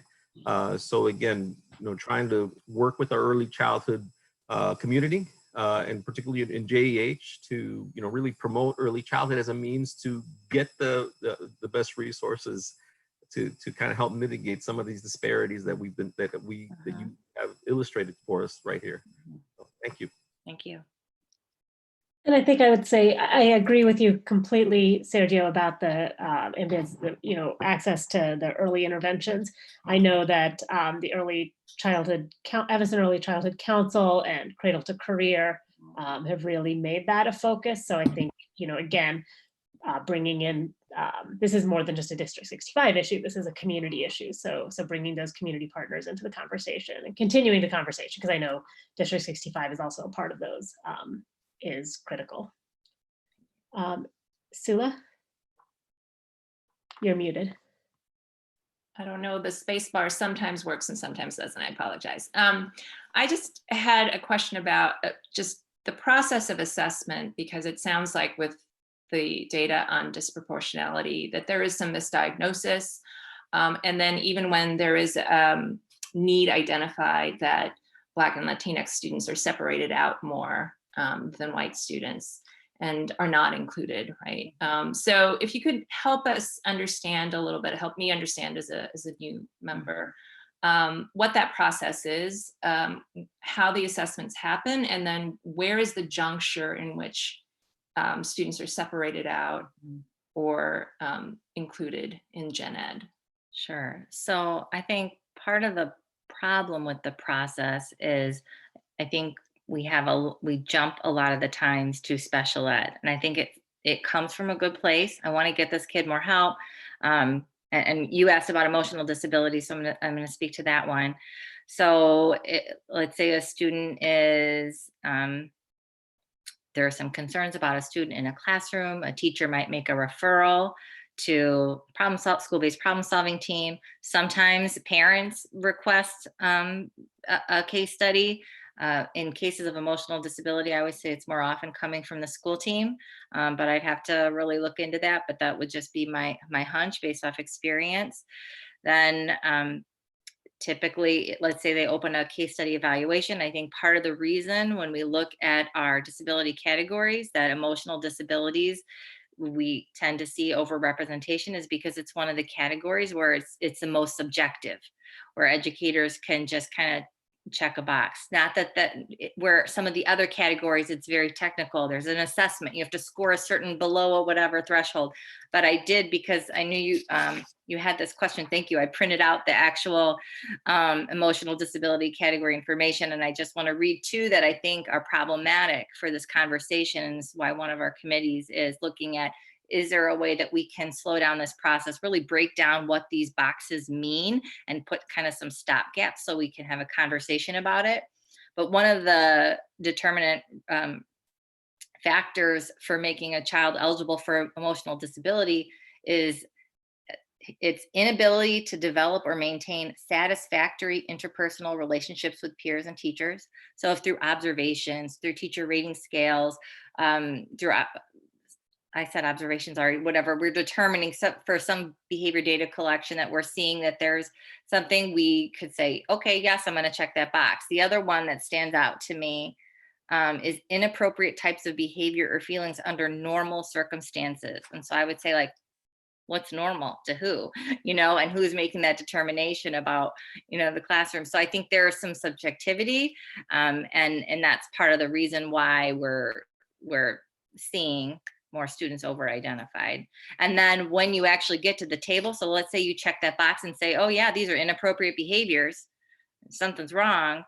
Then the team talks about, okay, well, what do they need? And that's where they develop the IEP. And a lot of times, again, from a good place. This is the behavior. Okay, how are we going to support that behavior? We need to put him here so we can address that. Or so those decisions are made collectively as a group. The parents are part of that IEP team. I think oftentimes trusting the school, and I think everybody's always acting in good intentions, but I think there are some missed questions and things that we need to look at more closely when making those decisions, because obviously what we're doing right now is not working. So I appreciate you sharing that criteria because it feels very much like when we were having the conversation about discipline, the Yeah. disrespect box, yeah, right? That it was like, oh, well, we'll start with disrespect and then we're just kind of done with discipline and there's nothing specific. And it's very much what I find as disrespectful. yeah. So it seems like we need that same kind of overhaul of that system, the way that we've done with the discipline systems. Yeah. Sure. Anybody else? Yeah, this is Rebecca. Thank you, Romy, so much for that presentation and for all your work. I did want to pay you a compliment, or your team a compliment. I talked to a parent today, and they received special services from us, and they were saying that their child is actually thriving in this environment, and just wanted to, to say thank you for, all the accommodations that were being made for her student. But it also brought out the comment of, or the fact that these are some of the things that she was told or that weren't available to them prior to COVID. So a lot of like one-on-one instruction and being able to have like a schedule that meets the needs of the student. And just saying that before pre-COVID, it wasn't possible. And now all of a sudden it is. And I think that and some other examples of just things that we've been able to do that we had so many other limitations pre-COVID that, just taking that opportunity to see what's working and working well. And then also this, a lot of, the two measures around behavior and language too, I think it has a lot to do with who's filling out that assessment. And I think it would be in our best interest to revisit how those things are filled out. And thinking again, like when a child doesn't feel like they're cared for, or like they're stressing a teacher out more than other students, really, what that does to the psyche of a child, and how if they don't feel respected, right? Like if our children were able to give our educators a level of respect, do I feel respected? What that number or what that would look like. So just, again, seeing the opportunities of the present moment and what has been successful for, for those students right now receiving more one-on-one support. And then the other piece that I wanted to mention on is this 25% of individuals that are being, outsourced, or how we can revisit that and ensure that it really is a last resort, and it's not a sort of like threat. Well, this is going to be a lawsuit if you don't give me what I want, right? And so really, like, how much is that costing us? And are these students that we could be meeting their needs very well within our district? So just wanted to thank you for the presentation and for all the hard work that your team is doing in meeting our children's needs, specifically right now in the midst of a pandemic and e-learning. So thank you. Thank you. Thank you. And Joey, I think you had your hand up too. Yeah, I just wanted to echo what everyone has said. It's I don't think you shared anything tonight for me that I didn't expect in terms of the data. I keep hearing Monique Parsons from one of our joint board meetings saying we already knew this information. And so now what are we going to do about it? And I'm not going to ask you what we're going to do about it right now, because I know that's a bigger question than the time to answer. But I do think about some of the work we've been doing, the Beyond Diversity and Seed trainings. And I think about that compass. And I think about, people's souls and their ability to believe that kids can learn, that kids can do well, that kids can grow and thrive within our care and our organization. Like that's where it all starts. And then when tensions arise, when growing pains happen in the learning environment, we need people to think and feel their way through systems of support to try to overcome some of those challenges. And if they don't have the support, or if the system breaks down, then the acting space becomes a rejection. And I think too often we don't have the right setup, and that doesn't mean that it's a teacher's fault or that it's a support team's fault. It's the way the web is cast that works on behalf of the child, so that the child is the center of what's being supported. That allows us to go through cycles and iterations of trying new things and accepting things not working.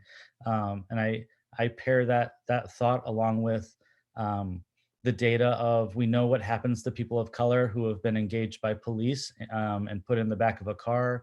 We know what happens to children who are rejected by their school community for gender reasons, for sexuality reasons. The same thing happens with children with learning and living differences, when they feel like they can't go to their school or the school that they grew up next to.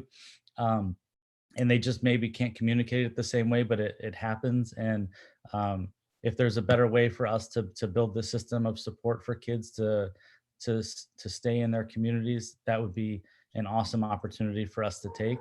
And I think it's, you laid a good foundation with the slides and the information today, to not just have this conversation and to lay it to bear, but I now think about this entire trimester of these kids who are living in their homes. And you know what? Nobody's getting suspended. Nobody's getting a discipline referral. And it's also an opportunity to partner with parents who know their kids really well and know how to support them. And there's things we can learn from them too, if our systems aren't working well for the kids. Thank you. Very true. Thank you.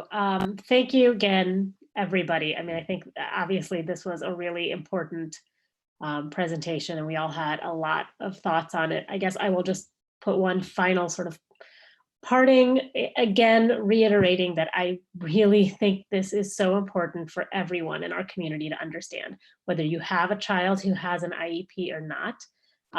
This affects all of us.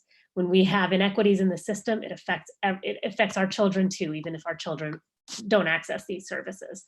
And if we're going to effectuate the kind of structural change that we need, that we clearly need, that this data is clearly proving to us that we need in our system, we are going to have to figure out a way to make sure we educate our community about what is going on, make everyone confront this information, and then, because at the end of the day, part of this too is a resourcing issue, right? Sergio earlier mentioned how co-teaching can be a great model, and I've seen that working really well in classrooms, and I agree. A truly inclusive model, which we know research says is best, not just for the students with the disabilities, but for all students. This is just a better model of education for all of our kids. It takes resources.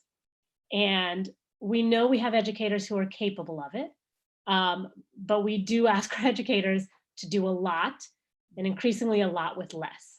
And so that's also a trend that we need to change. So, if we are going to restructure how we resource special education, which I think is ultimately, frankly, let's put it out there, that's ultimately what we are going to need to do.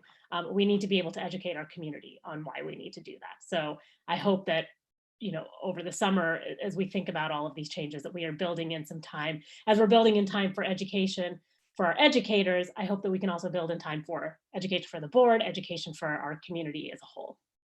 So thank you again. Thank you. Thank you, Romy.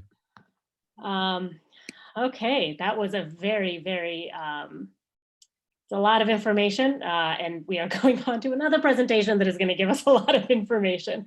I think we are probably inviting, we are going to do another discussion topic on the update around the 7 district priorities, and I think we probably have to invite a number. Thank you. While she does that, Adila is inviting in our participants tonight. As you recall, last year about this time, there was a focus on 7 priorities. to really based on our work with equity and also with the strategic plan been going on as well and expiring in 2020. The ultimate goal of that is to narrow, which has been talked about a lot tonight, the opportunity achievement gap for our students of color. If you recall, just prior to winter break, we made a presentation on giving a progress report based on how far we've come since the fall, and then also looking at taking a deeper dive into the progress monitoring. And then very importantly too, what is our work going to look like as we move forward with this as well? So we'd like to do is use the same format that we did previously with that. And we'll start, if it's okay, in numerical order. These are all very important. The numerical order has nothing to do with the critical nature of it or the importance of that as well. And then, like we did just before winter break, we'll ask the board to ask any questions that you might have based on those presentations as well. So with priority number 1, we have Stacy and Romy. It's all yours. Thank you, Phil. So I'm going to take a couple minutes with Romy to update you on priority 1, and then we're going to hand to fellow cabinet members to update you on the remaining priorities. So this year, the CNI team was committed to taking a deep look at curricular materials in reading and math, both English and Spanish, with the goal of determining where work needs to happen to adopt or adapt curricular materials to support rigorous standards-aligned instruction in these particular content areas.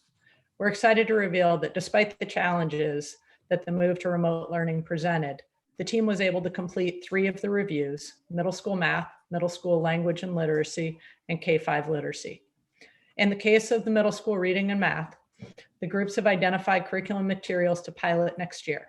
In both cases, the standing committees in the discipline, which consist of educators, supports the curricular adoption with high levels of support.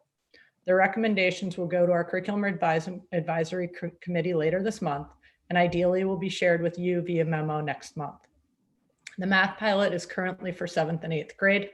And in regards to K-5 literacy, the team is recommending adapting our implementation of the materials, as well as looking for more synergy of learning once the full reading, writing, and phonics resources are in place in K-2, as well as in 3-5. And those elements are in place for next year. The curriculum team is also excited about the advances in material review and strengthening this year. We are also evaluating all options with a lens for the variety of ways in which instruction may be delivered in the fall in the case, sorry, lost my steam there for a second. The last piece of information that I want to share here is that we are very aware of the fact that next year may be a different, can have different elements to instruction. So as we are evaluating our materials for next year, we are paying attention to the ability to deliver those materials in an electronic platform. And we're excited about the fact that our middle school literacy option as well as math option are both built on very strong digital delivery platforms. So that also makes them strong candidates for pilot and rolling out. We'll also consider our learning environment as we plan the training and implementation for these materials, as well as other materials that we will be adopting in the upcoming year. Now, Romy is going to speak about the additional work in this priority area. Thanks, Stacy.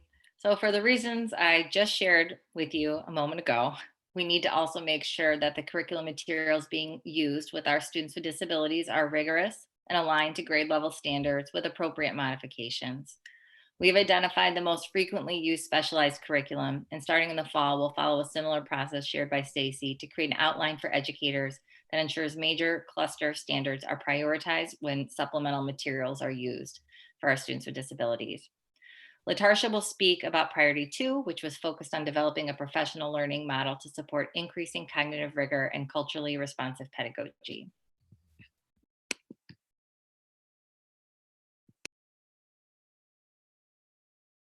Sorry, I was muted. Thanks, Romy. Good evening, everyone. Hope everyone is well, staying safe and healthy. So we're coming to a close on this year's initial phase of implementing a professional learning model that was really designed as a strategy to build capacity in instructional leadership at the building level, but also focused on examining the components of the instructional core in a more individualized way.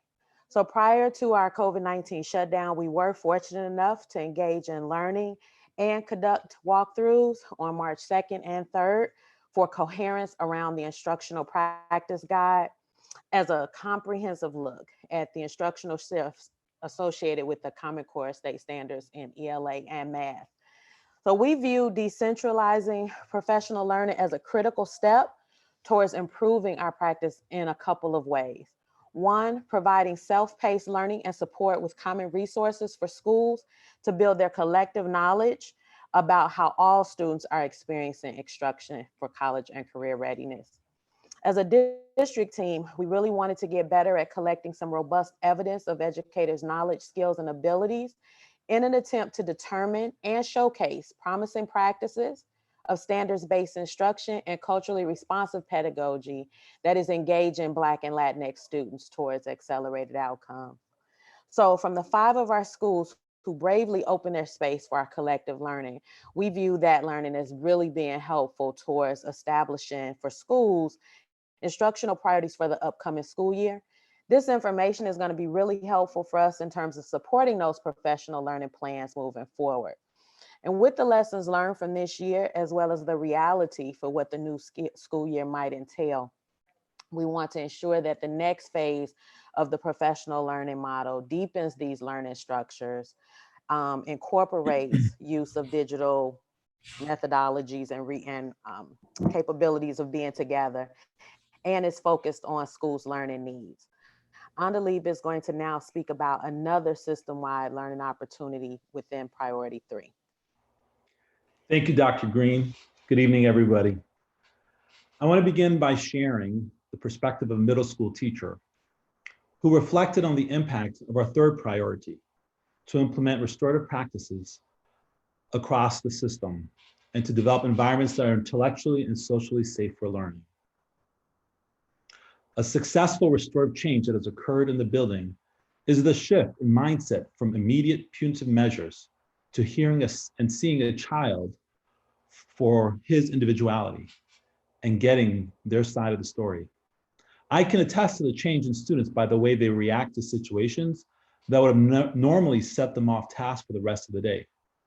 Students that have had restorative conversations and participated in sharing circles are more verbal about what happened, talk about their role in the situation, and are able to calm themselves down to a point where they can continue through the rest of the class.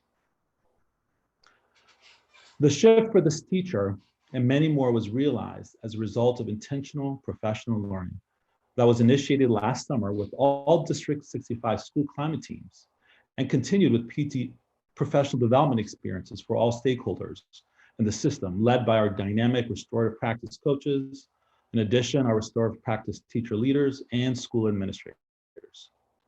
This year, we also enacted our restorative practices implementation rubric, which was created based on the goals that we set for long-term planning for improvement to help teams progress monitor. All schools completed the rubric twice this year. As a result, the restorative practice coaches and myself have identified some priorities for the next few years, of which include to develop continued cycles of learning that interconnect adult learning to showcase how restorative practices, equity, social emotional learning, and culturally relevant teaching weave together for best practice while not diminishing any of the focuses. We want to prioritize our parent training opportunities and involvement around communication. We want to grow peer mediation programs to exist at all middle schools and also include circle facilitation. And we have a plan to draw on the restorative practices framework to support our new way of schooling as a result of the pandemic, both virtually and in person. I will close with the words of a physical education educator who stated, "Our classes have felt much more like a community where accountability is captained by the students. It's made my job more enjoyable, and I believe the students would say it's more enjoyable as well. Thank you for helping bring this to my class. I would now like to pass the mic to my dear colleague, Joaquin. Thank you, Dr. Calgary. Good evening. Buenos días a todos.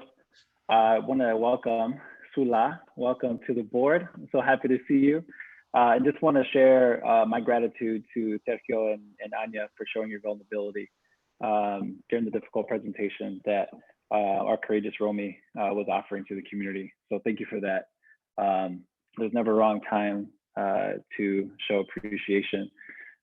So with priority 4, progress has been made, has been limited based on our COVID-19 epidemic. The release of the equity survey was planned for this spring, but because of this pandemic and because of further research, we've gone in a different direction, which is going to take us to a better place. In order to ask our students and families directly about their goals and school experiences to inform ongoing strategy work while centering Black and Latinx voices, we are partnering with Panorama in order to use their Panorama Equity Survey, which is research-based rather than creating our own. This will give us a vetted and reliable tool to gather student voice, grades 5 through 8, and parent caregiver voice within 65. Those of you who are familiar with Naperville District 203, they're also using the same survey as a unified school district. Panorama has long been supporting school districts to address inequities around how students are experiencing school through climate surveys, social and emotional learning surveys, and their student data, success data dashboard.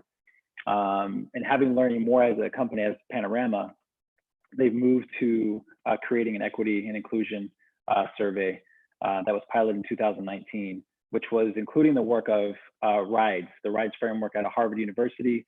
RIDES stands for Reimagining Integrated, Diverse, and Equitable Schools. And those of you who are familiar with Lee Title, who is a founder of Instructional Rounds out of Harvard, his work, and also Darnisa Amante. So please click on those links, and all of us know who the power of Darnisa Amante, Dr. Amante. So all that went into the Panorama Equity Survey based on that framework. And so we're excited to partner with them. And so for now, we have a half-day workshop that will take place in July with principals and assistant principals, and the implementation of the survey are tentatively set for the fall of 2020 and 2021. I'll now hand it off to Kylie and Melissa for an update on priority 5. Thank you, Joaquin. It's wonderful to see you all looking so well. I'm so glad everyone is staying healthy. Since our last update to the board, we are excited to share that we continue to work collaboratively with departments throughout our district to integrate two-way communication structures and approaches to our collective work. Several key examples of this include the development of guidance documents related to department roles and responsibilities, and providing guidance materials to support the transition to remote learning. As a result of the COVID-19 pandemic and school closures, collaboration and engagement were especially important. This was a significant task. We worked closely to align communications and to be inclusive of multiple perspectives in developing our guidance, including educators, families, and our overall community. Our district team also worked very closely with our principals, our PTA leaders, the family and community engagement team staff, and others to support the PEP Fund program, making sure that we're connecting families with needed resources. With the continued uncertainty of COVID-19 and the need to plan for the various scenarios for returning this fall, we know that two-way communication continues to be critical. Melissa will share additional information about our progress on this priority. Thank you, everyone, and thank you to my partner, Kylie. In addition to the work that she just referenced, we also felt that educator and staff voice was an important element in identifying our new leaders at King Arts and Haven, who we had the pleasure of introducing to our community earlier tonight. And while we only highlighted a couple areas of focus for two-way communication, we really wanted to note our continued commitment to this priority. We are working to embed the foundational elements of effective planning and really emphasizing two-way communication into our new Miracles framework for district improvement that was created by our incoming superintendent, Dr. Devon Horton. We will continue to make these practices part of our ongoing approach and to ensure that there are structures in place where we can really prioritize communication and engagement across all of our departments in the district. I am going to turn it over to Beatrice now, who is going to talk about our work on priority number 6 for building collaborative and trusting relationships with staff. Thank you, Melissa and Kylie. This priority, as Melissa mentioned, focused on building collaborative and trusting relationships with staff. And one of the ways we felt we could do this was by incorporating tools and resources into our professional practices that would elevate racial equity and to prompt self-reflection on how we can improve professional practices while also fostering collaboration and trust in order to accelerate the outcomes for Black and Latinx students. Dr. Green and Dr. Calgary just a few this the instruction across several buildings, as well as restorative practices. And I'm sorry, I'm getting a sign that my internet is unstable. Are you still able to hear me? You cut out a little bit, but we can hear you now. Okay, I apologize. I think I'm going to turn my camera off and see if that helps. Thank you. Okay. A great deal of work is also taking place. We also engage our paraprofessionals in the creation of remote learning guidelines for paraprofessionals. The district took additional measures to make sure that our staff have the access to technology devices, hotspots, and resources to work remotely in order to continue to support our students and families. In addition, a large decision recently to shift our coaching model next year brings new opportunities for professional learning, collaboration, and the building of trust within individual buildings as well as district-wide. Having a dedicated coach at every building along with district-wide coaches will provide greater support at the building level to improve achievement and engagement opportunities for Black and Latinx students. Unfortunately, due to the shift to remote learning, there was some professional learning specifically related to white fragility that was not completed, including the half-day professional learning session in ETHS with Dr. Robin D'Angelo, as well as the Joint Evaluation Committee was going to work to review the Danielson evaluation tool as previously planned to see where perhaps we can elevate again some racialized language within that evaluation tool. So moving forward, we're going to continue to look for opportunities to embed this priority within other structures so that collaboration and trust continue to be a focus for all of our work. And last but certainly not least, Raphael will talk about priority 7, which is long-term financial planning to allow stable and consistent educational programming for our students.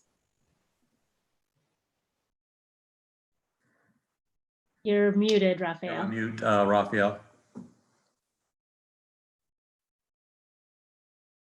That's what happened when you try to be quiet. It's all yours. Okay. Thank you very much, Beatrice. I want to thank you for continuing to work to make sure we have the right people working with our students. As a follow-up to the update from the December priority check-in, we are focused on doing the work required to ensure that our district continues to manage its financial resources with discipline and prudence. The COVID-19 pandemic has created a situation where the district revenues for the upcoming year are going to be challenged. One of the important things that we're doing to ensure revenue is to look for opportunities to manage expiring investments in a way that generates maximum returns while avoiding the loss of principal. On the expenditure side, we're aggressively monitoring all non-direct instructional expenses to reduce costs and achieve operational efficiency whenever possible. One important thing that I would like to point out is the fact that the district's financial resources is tied to local funds, which are driven in large part by property tax. And the thing with property tax that I think works to our advantage is that they tend to be more stable when the economy is in a funny space, which is where it is right now. At the end of the day, our overwhelming goal is to maintain the district financial stability in a way that makes it possible to direct the required resources to ensure that all our students attain their full academic potentials. Thank you. Thank you very much, everybody. It is incredibly impressive the amount of work that has happened this year, that has continued to happen, and the shifts that you were able to make as we had to shift to remote learning. So I appreciate all of you and all of your work. So thank you for giving us that update. I'll turn it now to board members if anybody has questions or comments. I would love to just say thank you to the entire team for the follow-up to the priority memo from a year ago. Thank you for the work, the contributions, the effort, the heavy lifts, and giving us the update today.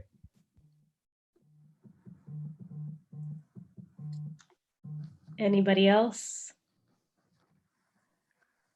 I just wanted to say on behalf of Heidi and myself, we really appreciate the commitment and the dedication that the cabinet has put forward this year, especially as you mentioned, Suni, the challenging times that we have now with the facing us with COVID-19. We also want to give a big thanks to our staff who've been partners throughout this, and our students, and also our parents as well. As we mentioned tonight, I think it's very important that the priorities we reported on tonight will also build a great foundation for the framework that Dr. Horton is bringing into the school district, which I think will juxtapose very well as we move forward with this as well. And lastly, but not least, we'd like to thank the support of the school board too for letting us put together the 7 priorities to really try to focus our efforts and our resources to do what's in the best interest of students. Well, thank you all. You know, I know this has been an incredibly challenging time. I know we all have to think through how COVID-19 is affecting now and will affect next year, and a lot of shifting of the work that we're doing, and how we have to think about things from assessments to social emotional learning to all of this. I really appreciate all the time and effort that you all have put in. So with that, there were a couple of there were the FOIA requests, there were a couple of FYI documents. There was a summer curriculum work document that I know, you know, outlined some shifting although I think a lot of summer work can still happen remotely as was planned, it sounds like. So, did anybody have any specific questions about any of that? All right, well then, I adjourn this meeting at 9:37 p.m. Thank you all. Good night. Stay safe. Thank you all. Stay healthy. Thank you.